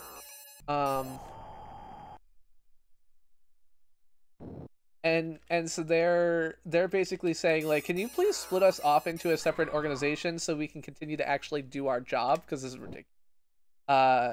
Which I think just tells you, like, one, it tells you that the overall momentum against ICE has been a thing. Like, I remember, so I mean, we've watched Carlos Maza, who does Strike Through, before. We watched it in the lounge, and I've brought up some of his videos here before.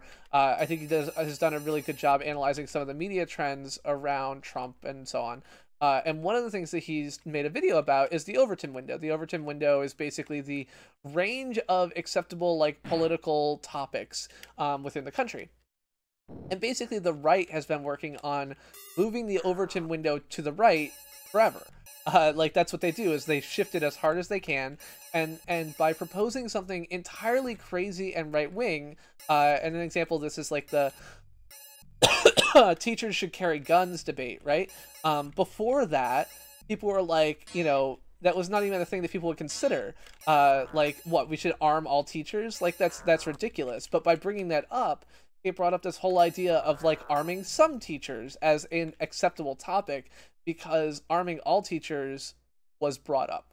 And so back in March, some person explicitly said, like, abolish ICE. And Carlos actually replied, and he's like, this is an example of, like, pushing the Overton window back to the left. Like, you say this abolish ICE thing, and even if you don't believe it, even if, like, abolishing ICE isn't your goal, you can make a bunch of progress politically, because you can make this thing that is, completely politically unviable a discussion topic. That was March 10th. He's like, this is a perfect example of pulling the Overton window right. And then he said, but we should also abolish ICE, which is, at that time, was this extremely, like, kind of, like, crazy leftist view. It was just not something that most people had. I went back to that and looked at it, and then, like, now it's 3.5 months later, and abolish ICE has gone from, like, a crazy thing that one person said on Twitter and that got, like, a news write-up, to something that is being said by, like, some of our foremost politicians. Like, it's a takeaway that is, doing that.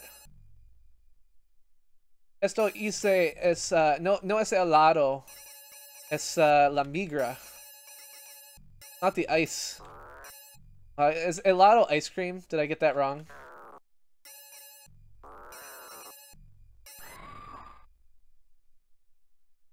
That's nice. Venga la migra. There you go.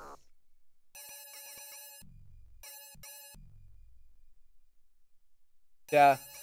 I did see, like, kids who had done, like, cute little signs that were, You're not taking me away from my parents. I don't know why you would take little kids away from their parents or something like that. And it's like, oh, kid, it's great that your parents have radicalized you. I appreciate it. All right, what the fuck do I have to do now? I have to get down there. Down there. Go.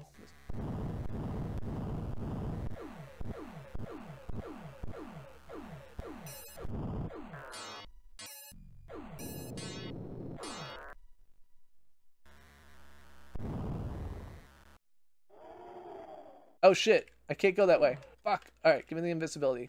Oh no, don't go that way. Okay. How do I get there? Okay, it's purple. Go this way. Done. But yeah, so what's ice? Like the cold thing for your beverage? In Spanish? Is it helado or is that ice cream?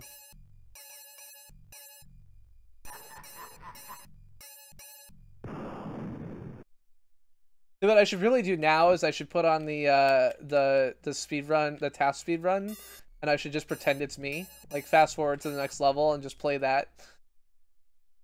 32 minutes long, so I guess I can hold that off for the last 30 minutes of the stream. We can just watch a computer beat the game.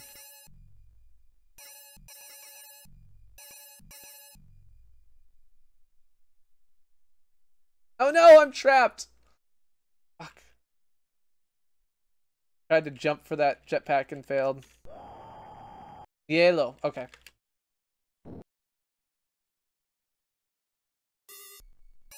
Helado, I think, is ice cream. I do know that's a word. Fuck you. Fuck you.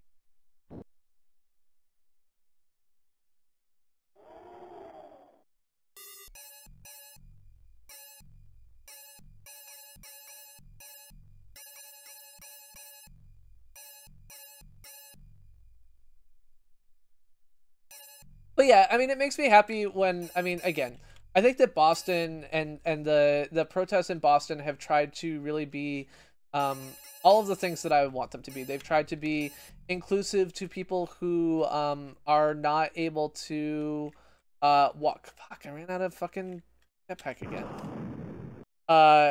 You know, they try to be inclusive to people who are like don't have the mobility thing. So they have a separate area where if you're limited mobility, you can go into an area that's near where the speakers are, and have like a little roped off area that you can actually sit without being crushed by crowds.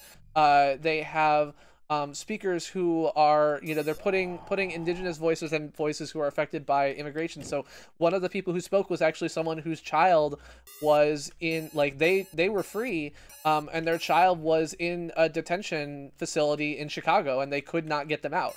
A 32-year-old mother, and so her 5-year-old child was in Chicago and she couldn't get them out and she didn't know what facility they were in and she couldn't even talk to them.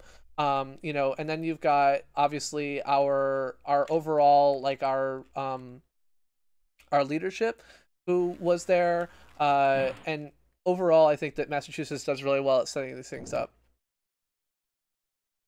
Yeah, because it really needs to be harder, Brad. That's right. So why do you have mosquitoes inside your house, Mr. Mulligan? Like, do you not have screens in your windows, or do you have to have the windows open because it's too hot out, or like, I don't, like, we get a few bugs in our house, but not a lot.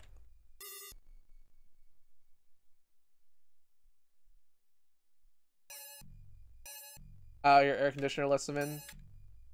Yeah, that sucks.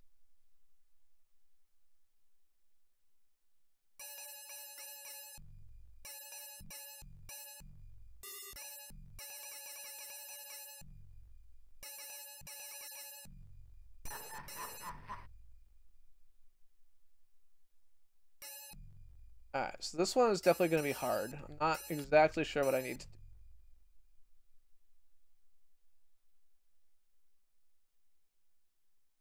Because there's...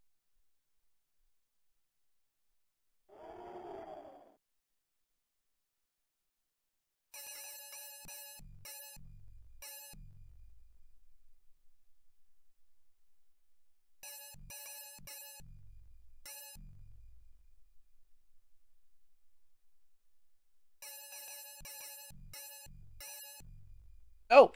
Fuck! I'm out of jetpack. God damn it.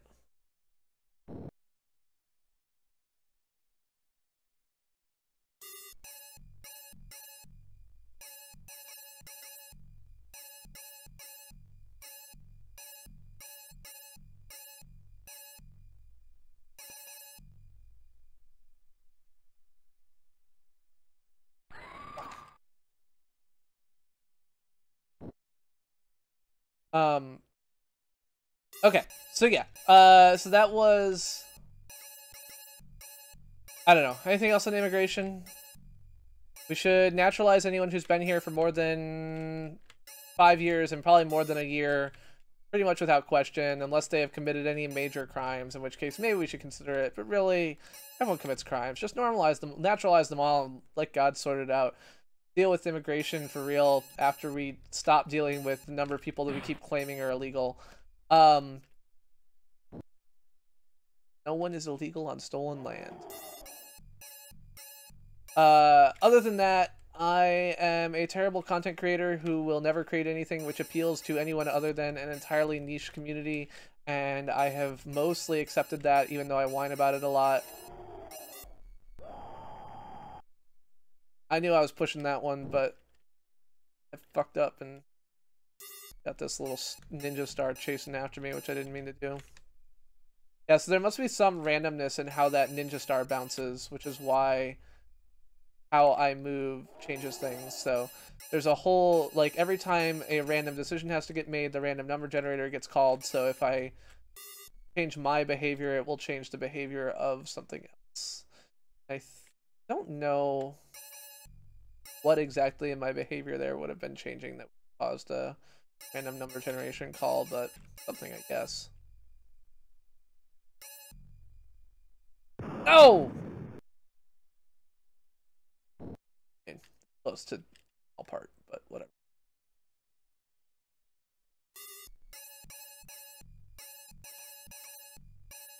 It's possible those ninja stars are actually tracking enemies, and tracking enemies do have a random component, so.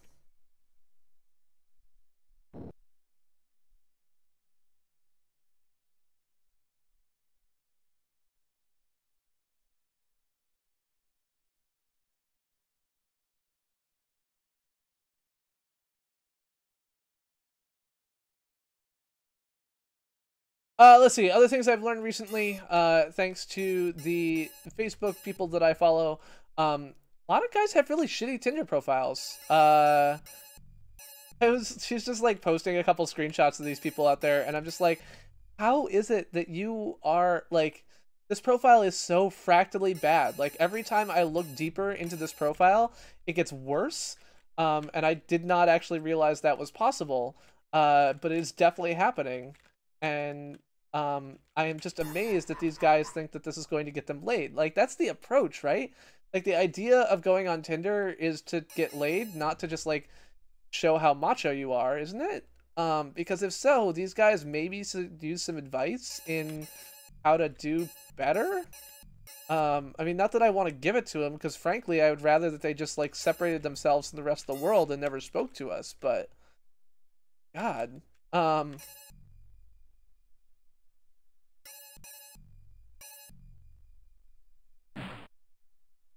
Big Brother is your favorite show, huh? I've never interacted with Big Brother other than a couple of the people in The Amazing Race have been Big Brother people.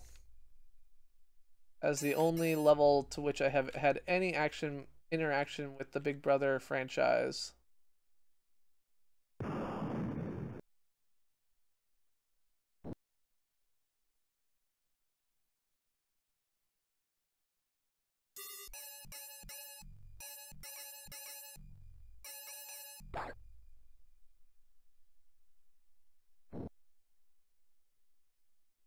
Anyway, I do intend to email Ayanna Presley, the new House Rep challenger to my current House Rep, and see if I can convince her that her position on sex trafficking is at least visually off-putting to someone who believes that legalization of sex work is the most effective approach to fighting sex trafficking. Fuck. Unless they went up. Oh, is it really Mr. Mulligan? I didn't realize that. I hadn't been paying attention to the most recent season announcements. I think I'm like a couple episodes into the most recent season that was completed, because I have it on YouTube TV and I was watching through it at one point. Problem is I can't download YouTube TV episodes and watch them on a plane, so it kind of like goes to the back of my viewing list and then I forget about it. Fuck you!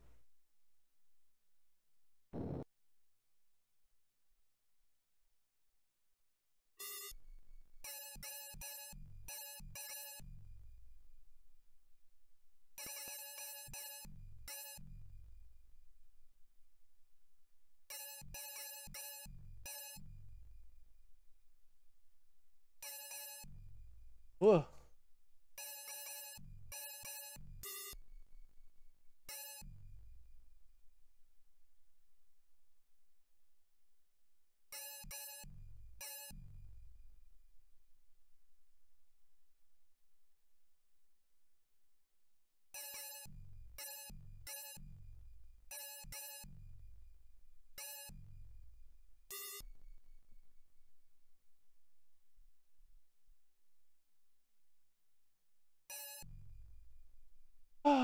Ba, ba, ba, da, da, da.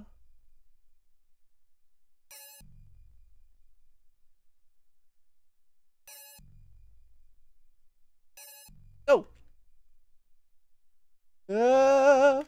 Fuck. No way I'm gonna make it up there, is there? Nope! Fuck, fuck, fuck.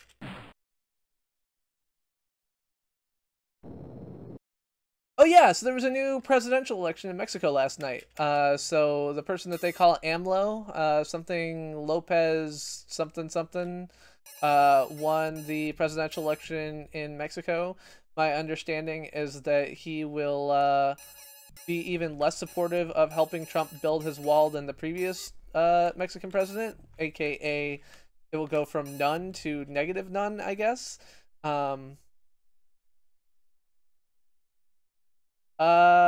Nope, I did not. Seems odd to me. It might be a data quality issue.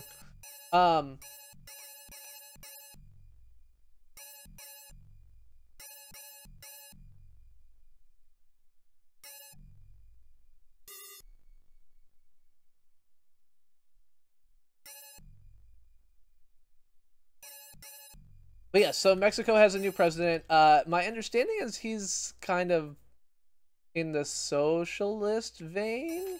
But I will admit that I didn't follow closely. And I'm not 100% sure on that. Used to love this game, Cowdizzle. I'm not sure how I feel about that, because I'm, at the moment, having a little bit of frustration with it, but I'm glad I found a game you like. Hello, Cowdizzle. Welcome, welcome.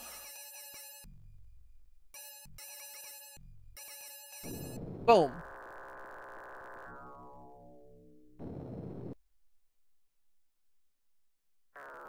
Oh, God. Save me.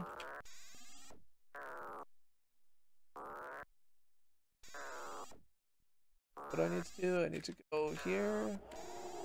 Jump.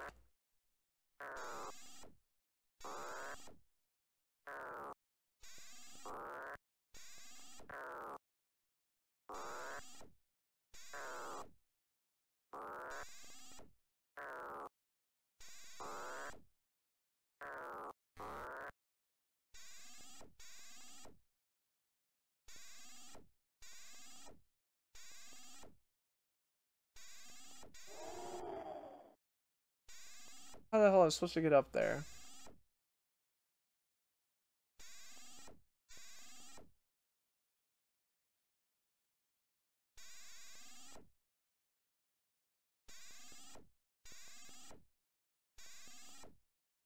A jetpack I can act.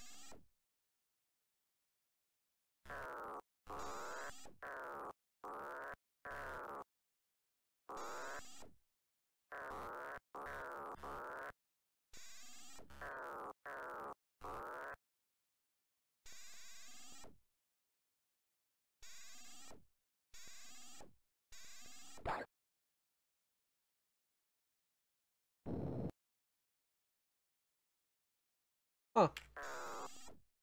Yeah, I had no idea that Comcast had a mobile internet service. Seems weird to me. I'm trying to think if maybe they're throttling internet on mobile devices on like their Wi-Fi or something.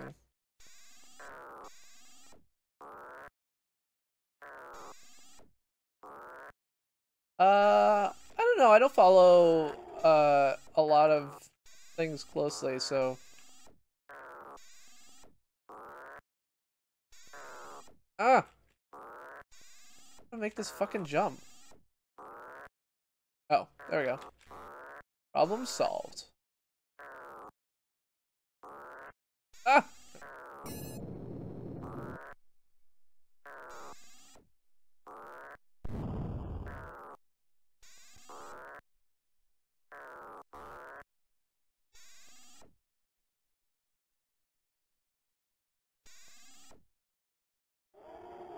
Okay. So, go... Oh, on the bottom. There we go. Success! Oh, he's also nationalistic? Well, that's unfortunate. I'd hope that being, like, socialist, he would be less so, but I guess that's a vain hope.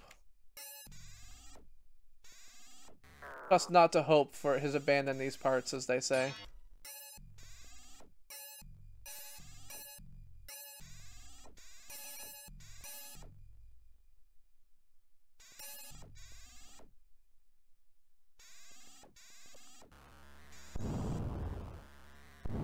No! Fuck. Okay. Well, that didn't do exactly what I wanted.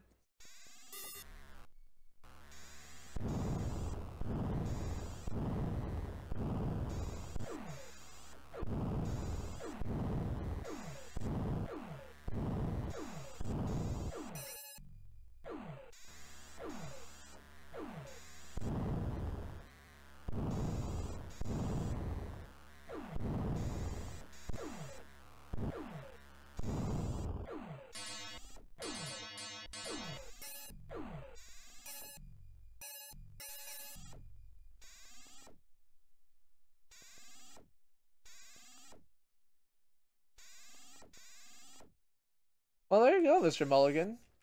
Oh, it's nice to be popular, right? I mean, my daughter got yelled at by, my daughter's school got yelled at by President Trump, so, you know. There was this whole news story about them taking down the American flag. Where the fuck did I end up? Oh, I totally lost track of myself. I expected myself to be in the upper left, but that did not happen. But yes, there was this whole news story about them, like, taking down the American flag because of Trump's election or whatever else like that. And he said that anyone who they burned the American flag. And he said anyone who burned the American flag should be, like, no longer be able to be a citizen or something like that. So it was it was actually before he even became president. It was one of those early, like, oh fuck, like, we are in for authoritarian times. So. It was a fun little time period. Thankfully, my daughter was not one of the people burning the flag, I guess. I mean, I don't know, thankfully or not thankfully, but she wasn't, so. Come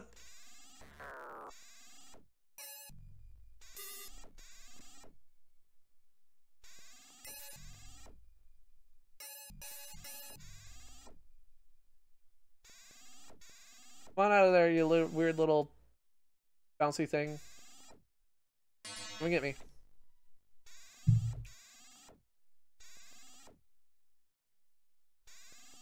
Stuck in there.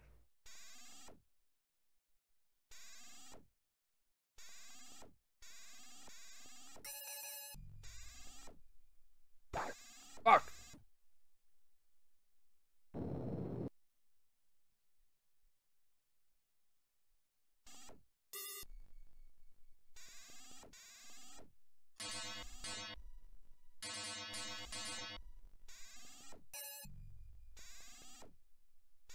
Yeah, like a nationalist socialist is one of those things that I feel like we have a word for that isn't good.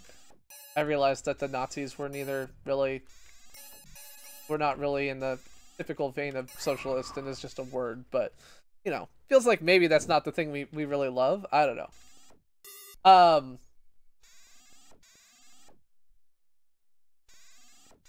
This Venezuela's problems don't stem from socialism. Venezuela's problems stem from authoritarian control of and failing to think ahead when you have a country which is entirely powered by like revenues from like single stream revenue that the government is depending on for basically all of its programs. I think that their problems are sort of unique, other than, you know, a couple, like Alaska I think has a potential similar problem insofar as a huge amount of their annual income comes from the like wildlife fund, or not, the like land Alaska permanent fund or whatever. But you're right. Venezuela has a set of problems. I just don't know how I don't know. I'm not a good Venezuela expert. I just feel like a lot more of their shit comes from the whole oil thing. Gotcha. Yeah, I couldn't look at the link while I'm streaming anyway, so I mean I could, but I wouldn't. Because I'm a jerk. Oh god! Okay, so I don't know why I keep opening that blue thing right away. I don't think I want to. Maybe I won't.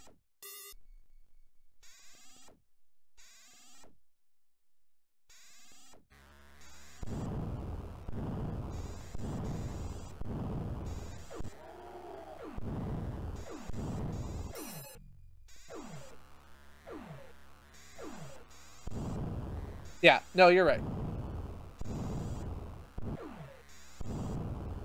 I'm being unreasonably narrow in how I think about the statements you're making. I'm sorry.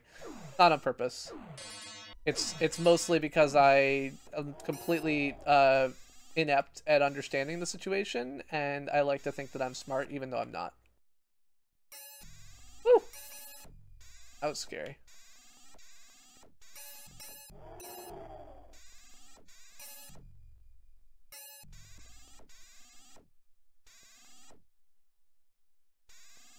Would have been nice to be able to get that.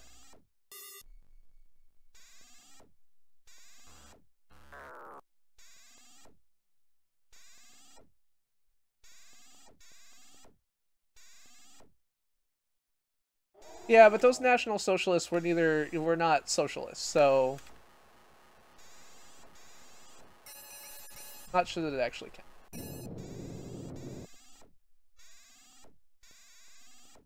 Ah!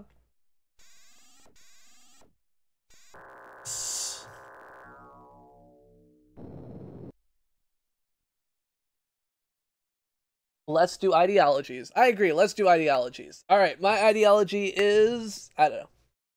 Jerk is not a protected class. That's one of my ideologies. Oh, fucking hell. What the Can you imagine not having effectively limitless lives and walking into that and having that be your last death? Like, can you imagine how frustrating that would be? Like, I realize it's my own fault because I didn't look closely enough, whatever, but come on, really? Okay, so this one's gonna be a puzzle because I don't have a lot of jet fuel. Yeah, so the level is titled Take a Good Look, which is supposed to be the clue that you should look carefully what you're doing. My approach, of course, was just to be like, fuck it, I'm out of here.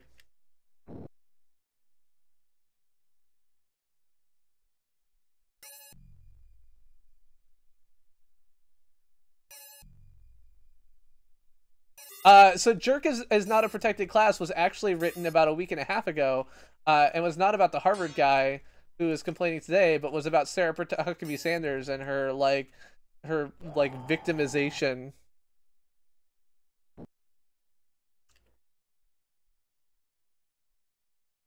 But yes, it turns out that the Republicans are so eschewed at this point that we can't even tell which jerk we're talking about. Awesome. Alright, that fuel.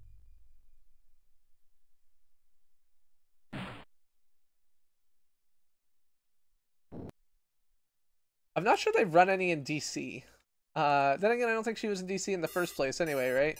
Like, that was the red hen in DC was getting absolutely attacked, and it turned out that it was the wrong red hen. Good job, racists. Can't even protest the right place. But yeah, it's become so bad. Even my friends on Martha's Vineyard don't want me to be around. Dude, like, Martha's Vineyard is in Massachusetts. Like, I realize it's full of rich, white snobs, and so you've usually felt very safe there. But in Massachusetts, it's actually hard to find a place that your kind will be welcome. Sorry. I was also amused at the guy today who, there was, like, someone who's like, this is what you have to do to get me back. I voted for Trump, but I won't come back until you're really nice to me and do all the things I want and blah, blah, blah. And I'm like, dude, like, we don't care about you. Like, you are not... Democratic Party is not... Like, we don't have to win back Trump voters to win an election. We have to win other voters. Like, we don't need you. You don't want to be here? Great, don't be here. No! I didn't want to go that high. Okay. The most rich and snobby town in Massachusetts. Man, you got a lot of competition there.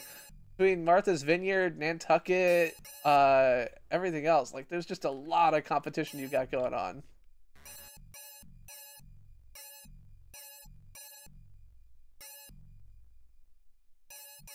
Alright. Gets me that.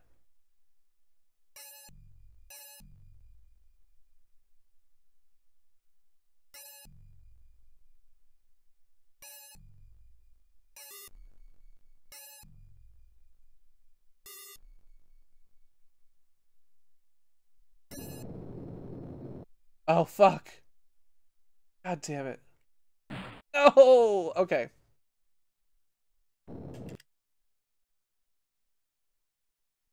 I mean, we are the Democratic Party, Jose. Gotta get out the vote. Get out the vote. Yeah.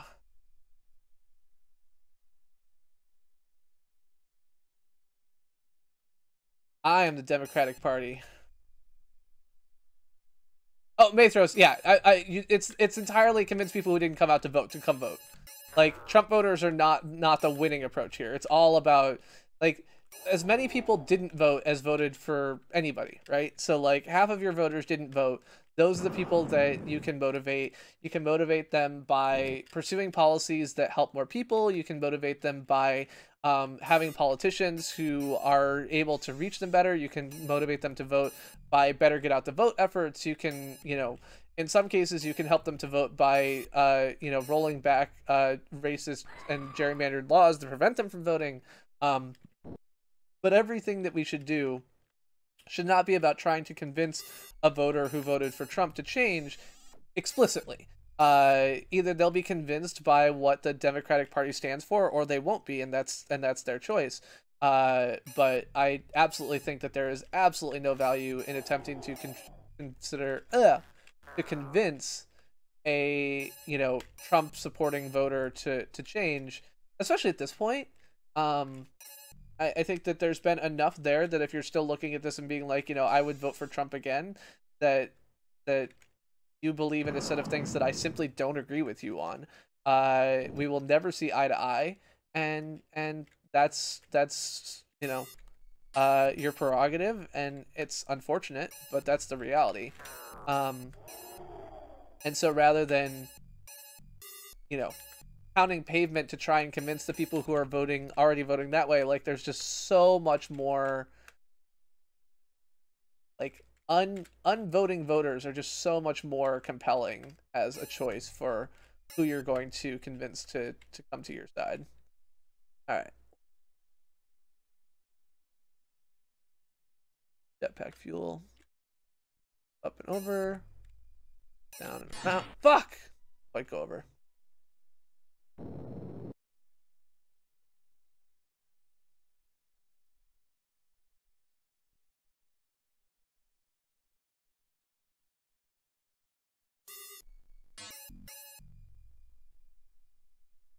I have absolutely never identified as an independent.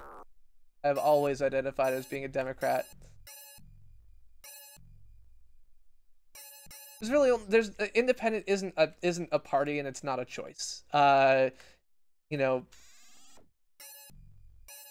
you can choose to identify with whatever principles you want, but as far as party affiliation, you practically have two options in the country. You can vote with the Democrats, or you can vote with Republicans. I mean,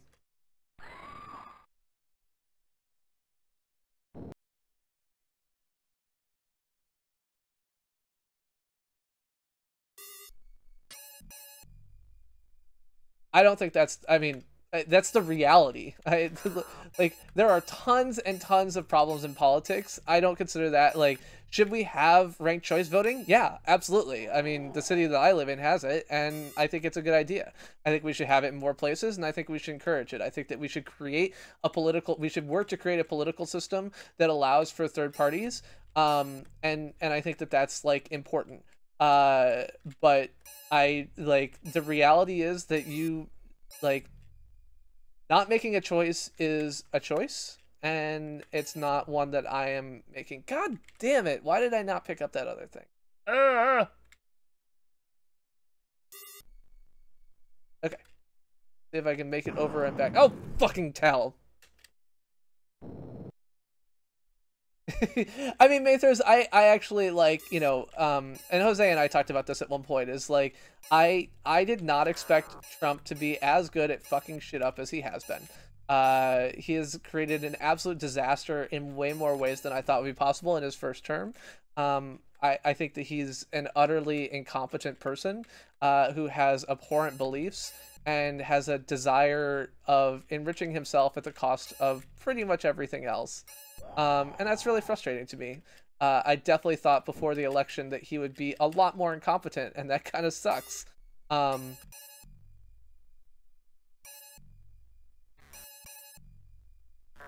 yeah, I think that, you know, most drunk cities and towns. Excellent. In Massachusetts, no less. That's like, that feels like, I wonder if Southie, you know, would you know, count separately at some point, because I feel like the reputation it has, at some point you have to count that, right? God damn it, I did it again. I left that same stupid green thing behind. And, oh fuck, and I died on the same goddamn trap.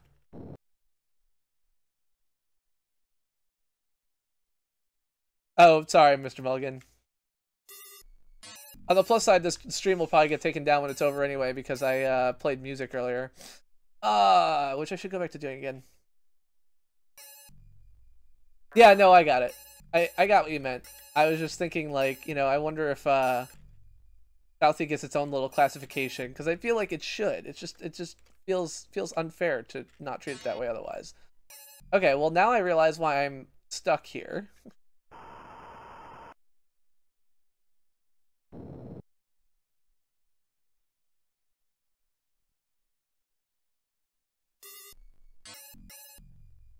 But yeah, Mathros, I mean, this is one of the things that I think that I think that the overall, so one, I think that the Democratic Party in general has done a bad job at explaining to people what its policies can help achieve.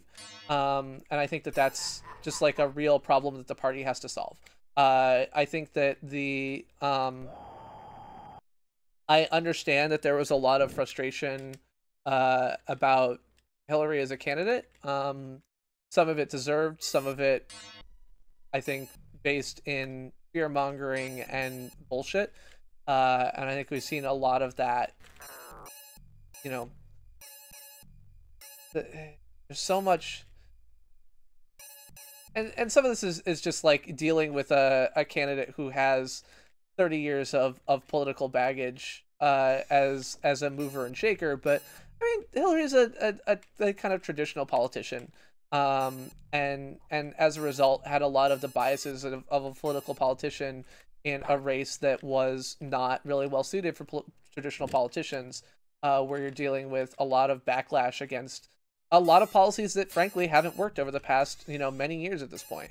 The reality is that we have all been in a pretty screwed situation since a long time now, getting more so, and the parties that you get to choose between have not.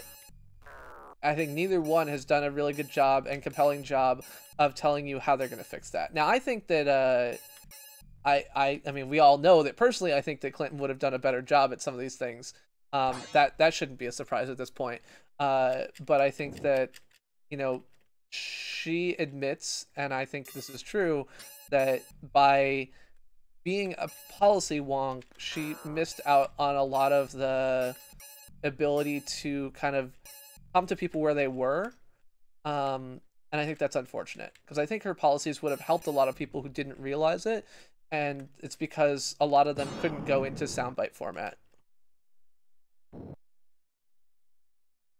Also, I mean, as much as people downplay the whole, like, economic anxiety thing, and we all know that racism played a role, and sexism played a role, and there are certainly a lot of people who voted based on, you know, immigration rhetoric and promises, and we know this in part because we've seen it in a bunch of other places now too. As we were talking about in Discord last night, you know, we're seeing that play out in Germany right now, where, you know, a German party is trying to say, like, you know, they're being challenged by basically like the alt-right party of Germany, and they want to and they're basically saying, I was like, I have screwed up this puzzle somehow. I don't know exactly how, but I, like, can no longer beat it. I think it's like trying to go over here and get this green thing before going to get the other jetpack isn't working for me, maybe? It's unfortunate, because it's really what I want to do.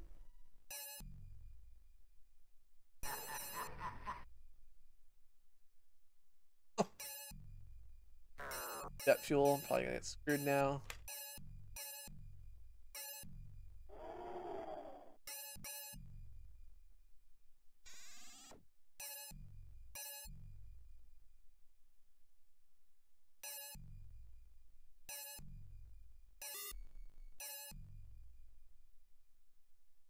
Fuck! God damn it.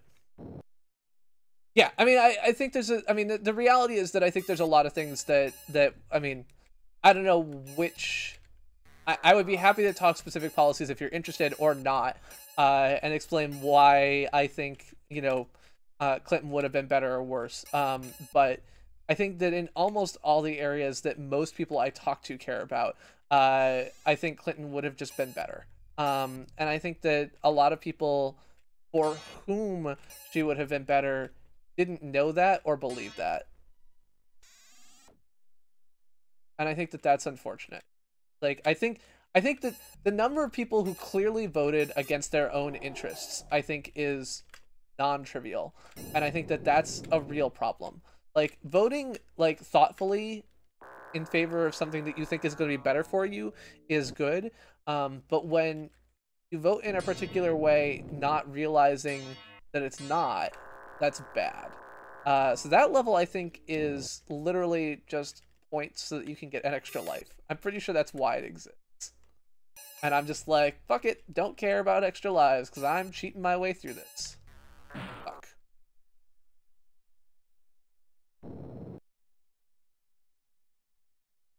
Yeah, yes, I mean, that is certainly true. And there's no arguing for that. I do think that there are people who, let's just be clear. Trump made a lot of really strong promises that were total bullshit, and that anyone who was paying attention could say and point out were total bullshit, but you had to believe experts and pundits in order to get there. And I don't know how you can fix that. When you have a group of people who are extremely distrustful because they've been screwed by a large portion of the expert class in our society, and who are very upset at the result of that, and are unwilling to listen to, you know, fake news. I mean, when Hannity's out there telling whole classes of people, like, don't listen to the news tell you anything else, like, only listen to me, and you have people following that instruction because that's what they think is going to work for them, that sucks. And I don't know how exactly you fix that other than by making their situation better and saying, look, like Hannity was wrong.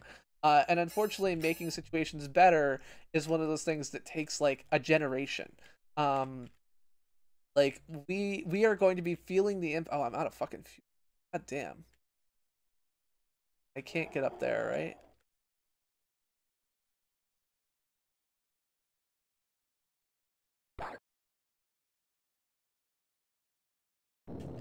It's weird. I don't understand like where they come from.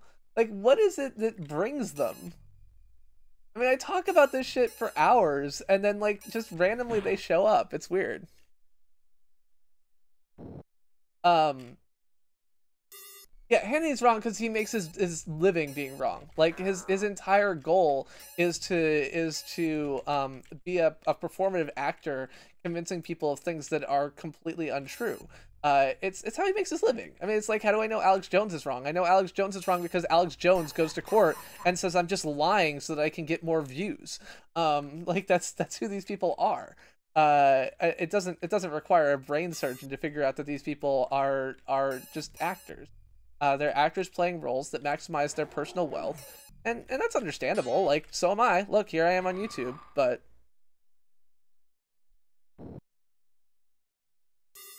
yeah, it's not random. I just like what I don't know.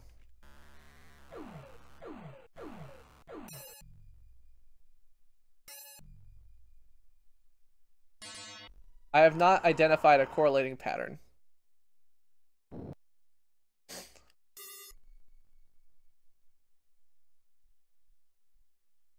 But yeah, so the family separation policy, it's just bad. Like, it's also bad policy. Like, it's bad policy, it's bad politics. It hurts us with the very people that we need help to solve the actual problems. Like, it's stupid. But doing things because, you know, they're cruel, even if they're stupid, is like a, you know, it's a Trump specialty. So fuck.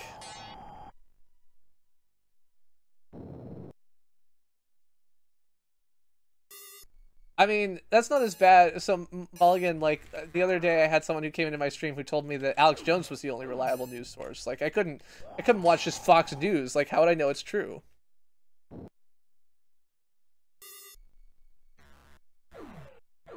I don't know, Jose. There's also recommendations.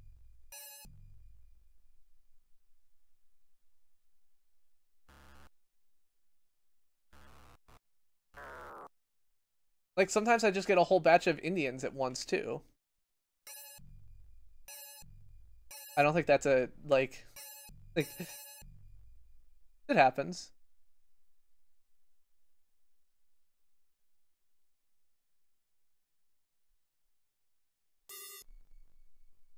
Uh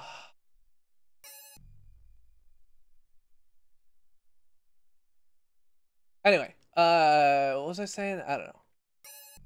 Oh yeah, so I mean, I would be happy to like, if anyone is interested, in how I see like specific, like in a good faith discussion of how I see specific policies having worked out differently, either under, you know, the existing presidential candidate we had or anyone else like that, I'm always happy to discuss that. And that doesn't have to be in public because I know a lot of that ends up being contentious and I don't want to, like, it's not my goal to get in a war, but I actually think that most things that most people who care about others would care about would have been better under a President Clinton. Now, not everyone cares about others. Some people only care about themselves, and that's a natural and understandable behavior, even if it's not one that I personally am supportive of. I don't know how the fuck to get this bat out of my way. I guess I can't.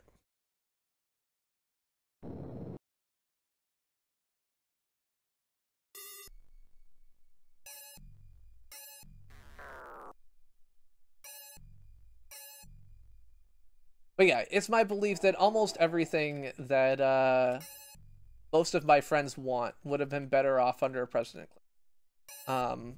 I think there's some people who don't believe that, and there's some people for whom that's not true because they just don't care about others, and that's unfortunate. But I think that's the exception and not the rule.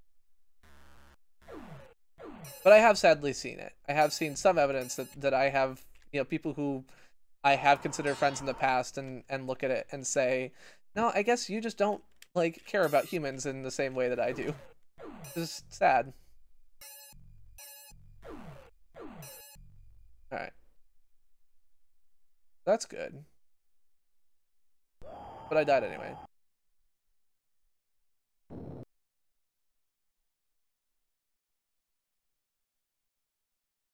My take on self-driving cars is that overall the movement towards like self-driving cars that aren't actually self-driving is extremely harmful to at least the industry and possible to our entire progress as a whole.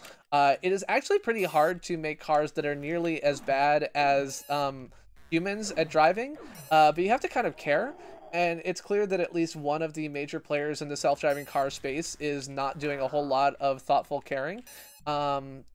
My opinions are my own and not those of my employer, but I do believe that Google is being pretty cautious and conscientious about it, which you can see as in the numbers that they're producing as far as miles between manual interventions and miles driven between fatal accidents, of which I think there's been none in a Waymo car yet. And if you look at Uber, I feel pretty unhappy. If you look at Tesla and Autopilot, it's more of a mixed bag. You can look at Autopilot and say, this is doing good. On the other hand, because they're putting so many miles on it, on the other hand, it's a system that requires driver attention, and having systems that require driver attention but don't force driver attention all the time, I think are not really great. I was driving actually a Toyota Corolla the other day for a rental car, and it had that cruise control follow mode where it will follow the other car in front of you and not go faster than the car in front of you for the cruise limit. But it's and I thought that was cool. I thought that was a kind of nice little nicety that you can get from technology, and I thought it was a really nice thing to have. But I also understood that even with that limited amount of additional control that I was intentionally giving up, I felt like it could be risky if I was not paying a lot of attention. And when I realized that a lot of the features like Tesla's Autopilot end up being basically just that writ large, I think that's a thing. So I think that Waymo car's good, Uber car's bad. Tesla, I'm torn on. I do think that they are putting a lot of miles on, these self-driving modes, but without a better understanding of how that's working and how drivers are being kept attention and other things like that. I worry that they are doing more harm than good, especially because I think they're slowing the path towards a full automated mode, which is, I think, the only safe option at this point. I don't think that anything else is really appropriate.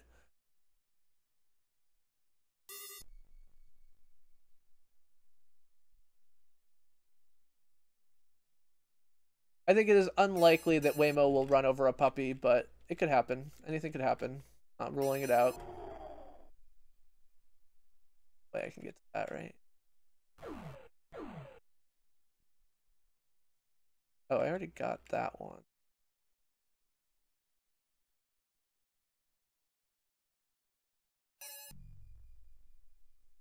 Wanted to get around to the pink, but then the bat was coming for me.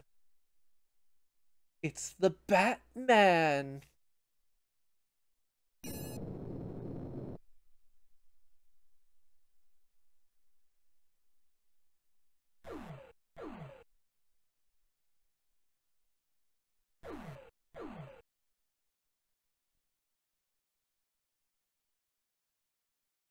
No! God damn it.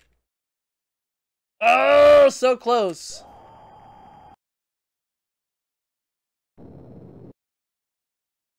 So when does your Model 3 arrive, AWOL? How does that work once you've bought it? Oh god. Okay, we're good. All's well. Fuck. Less well. But whatever, it's fine.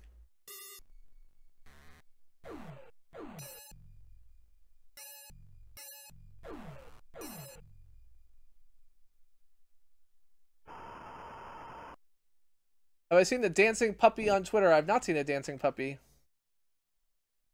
Oh, and as far as electric cars, I have no particular opinions. I think that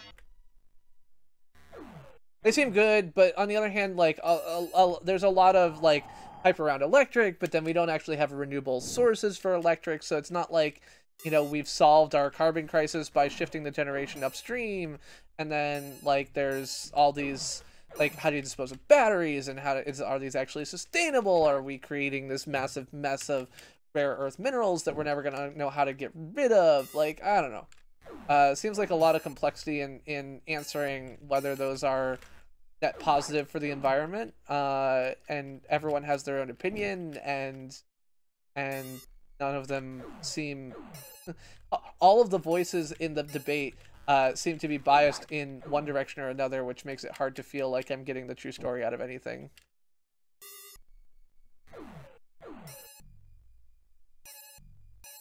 I do know that people who drive electric cars love the feel, and I think that that's a totally reasonable, like, aspect of it, is like saying, I love the way that an electric car drives. You know, you've got a very different feel than an internal combustion engine, and I think that that's neat.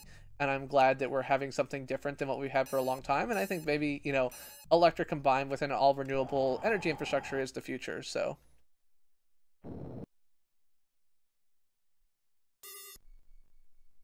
Yeah, so there have been, like, fuel cell cars were a thing. The biggest reasons that they did not become kind of more mainstream, I think, was exactly the you know, Hindenburg problem. Having hydrogen in the trunk of your car, it turns out, is bad in the event that your car gets into a car crash. So.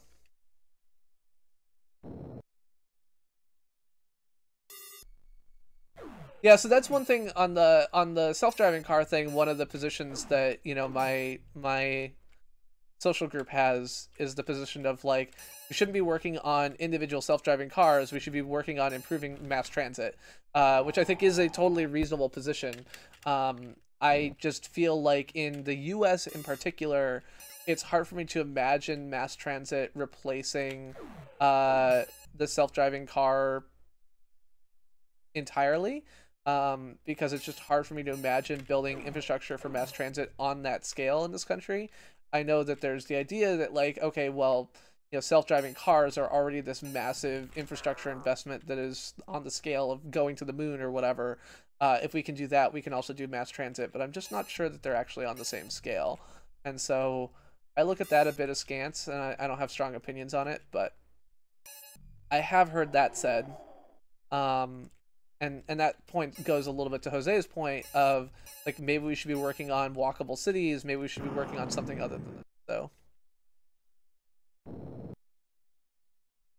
that's a exciting date, I guess. I don't know exactly how to feel about celebrating an anniversary of being hit by a car. Feels like a bad thing.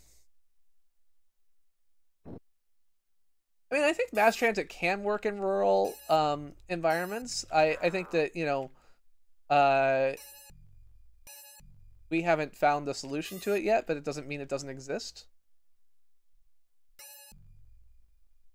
I am glad you survived. That's correct. I'm glad you survived, and you're here to tell the tale. But I'm sorry you had to go through it in the first place, because I realize that cars are terrible death machines, and I am sorry that you had to deal with that aspect of them.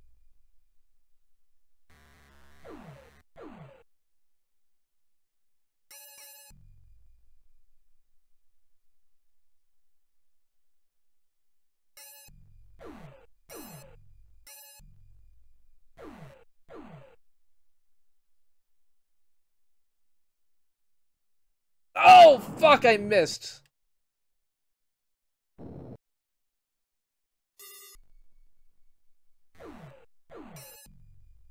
Yeah, well, I think that, I mean, part of the solution to any problem where I really have a thing I like and I won't give it up is just to have people die.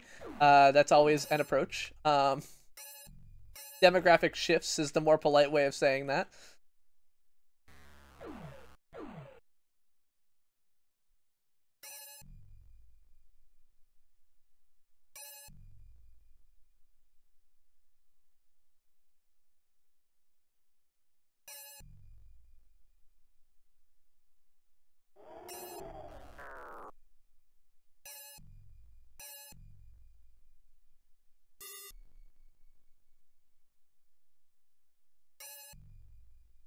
All right.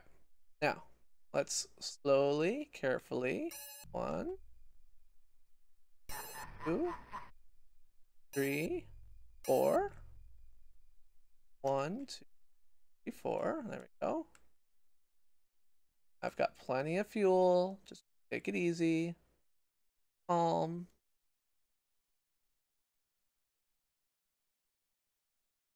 I want to go as soon as it passes me. Oh no, I missed! Fuck! Oh god! No! I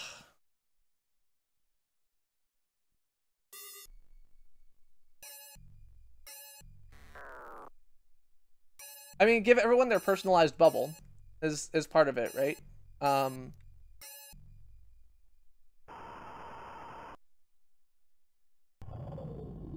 Oh no, I forgot to give myself more lives. I don't even know what level I was on. I don't know. Okay, should I keep playing?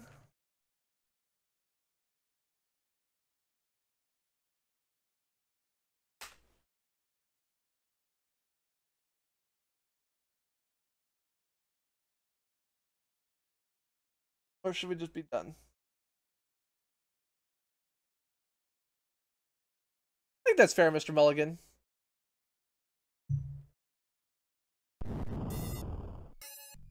I didn't drink as much as I wanted to. I only had 1 beer.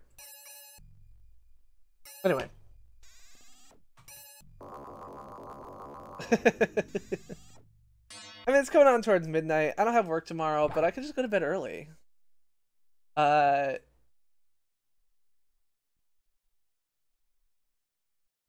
I appreciate having one around. I don't know. I don't know if I'm gonna play golf with Brett tomorrow. Yeah, I think I'm just gonna bail. I enjoyed the game, but I'm not making a ton of progress and kind of out of talking topics, so.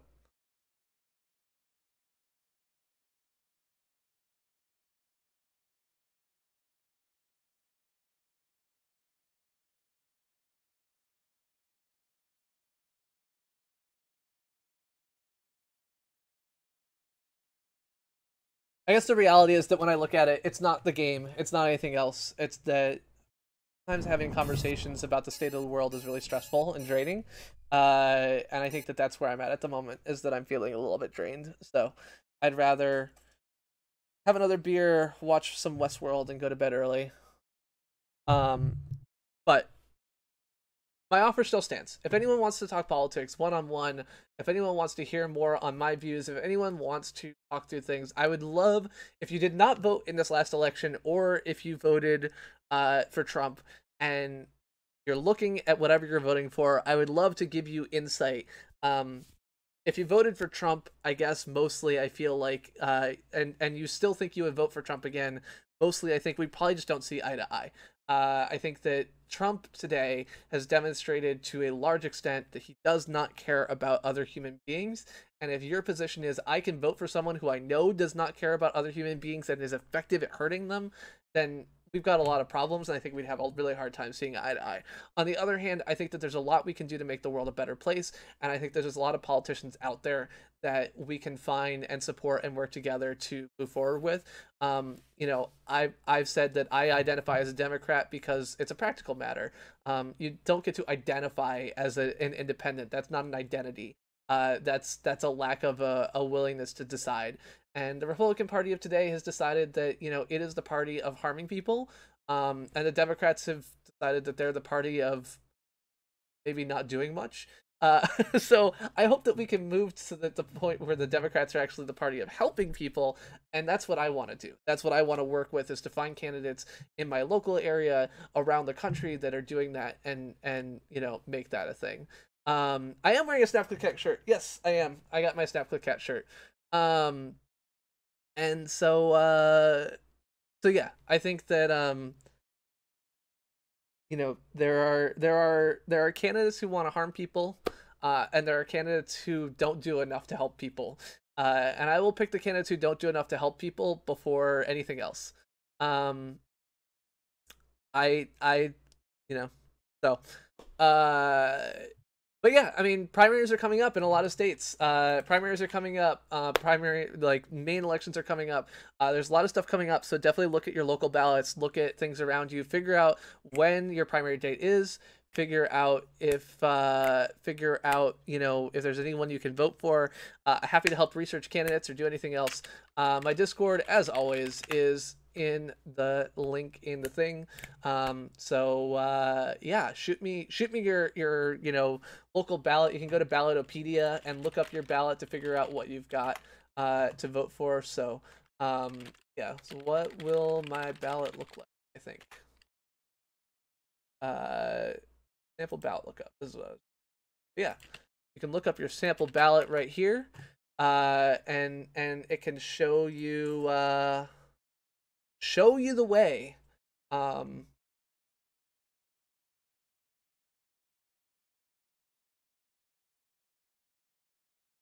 You don't have to put in your email address, by the way.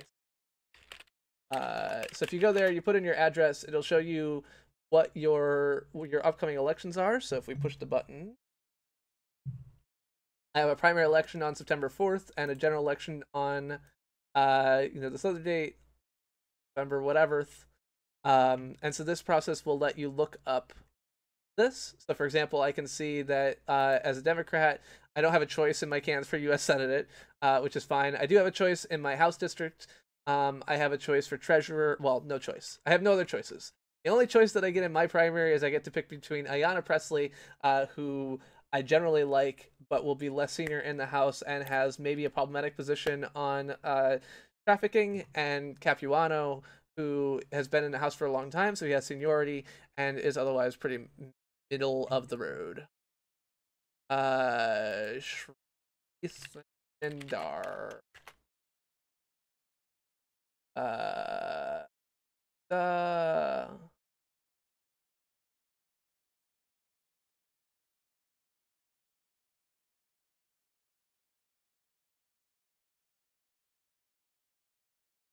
I worry about anyone with a fortune, personally.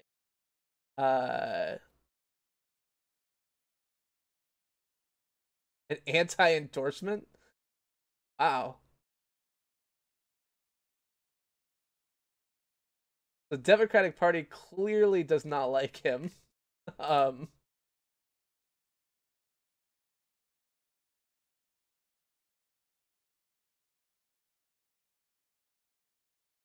Overall, doesn't seem like a really great guy. And I would have to say, like, I don't know anything about him at the moment, other than what I quickly read in that article, which was clearly leaned heavily in one dimension. I generally am against like multimillionaires at this point and would vote for anyone that isn't like that. You know, this looks to me like problematic, but I don't know a lot, so I'd have to research. Pop up. I didn't even see a pop up. What you're talking about?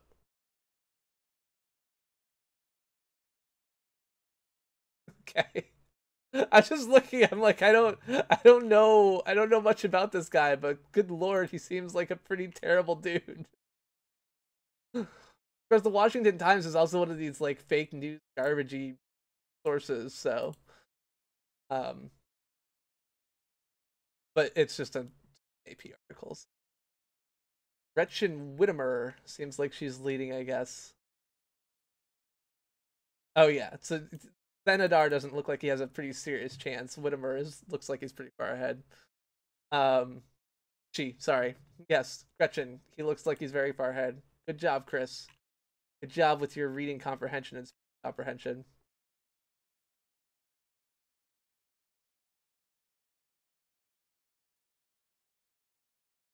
Anyway, yeah.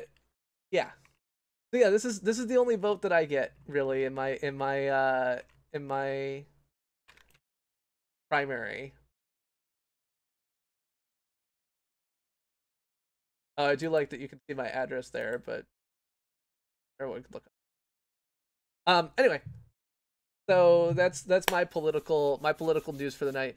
I love you all. Be good to each other. Be good to everyone else. I will catch up with you on Friday, finishing up Unravel 2, and I don't know what we'll do after that, but it's been a good night. I love you all. I will see you soon. Bye-bye.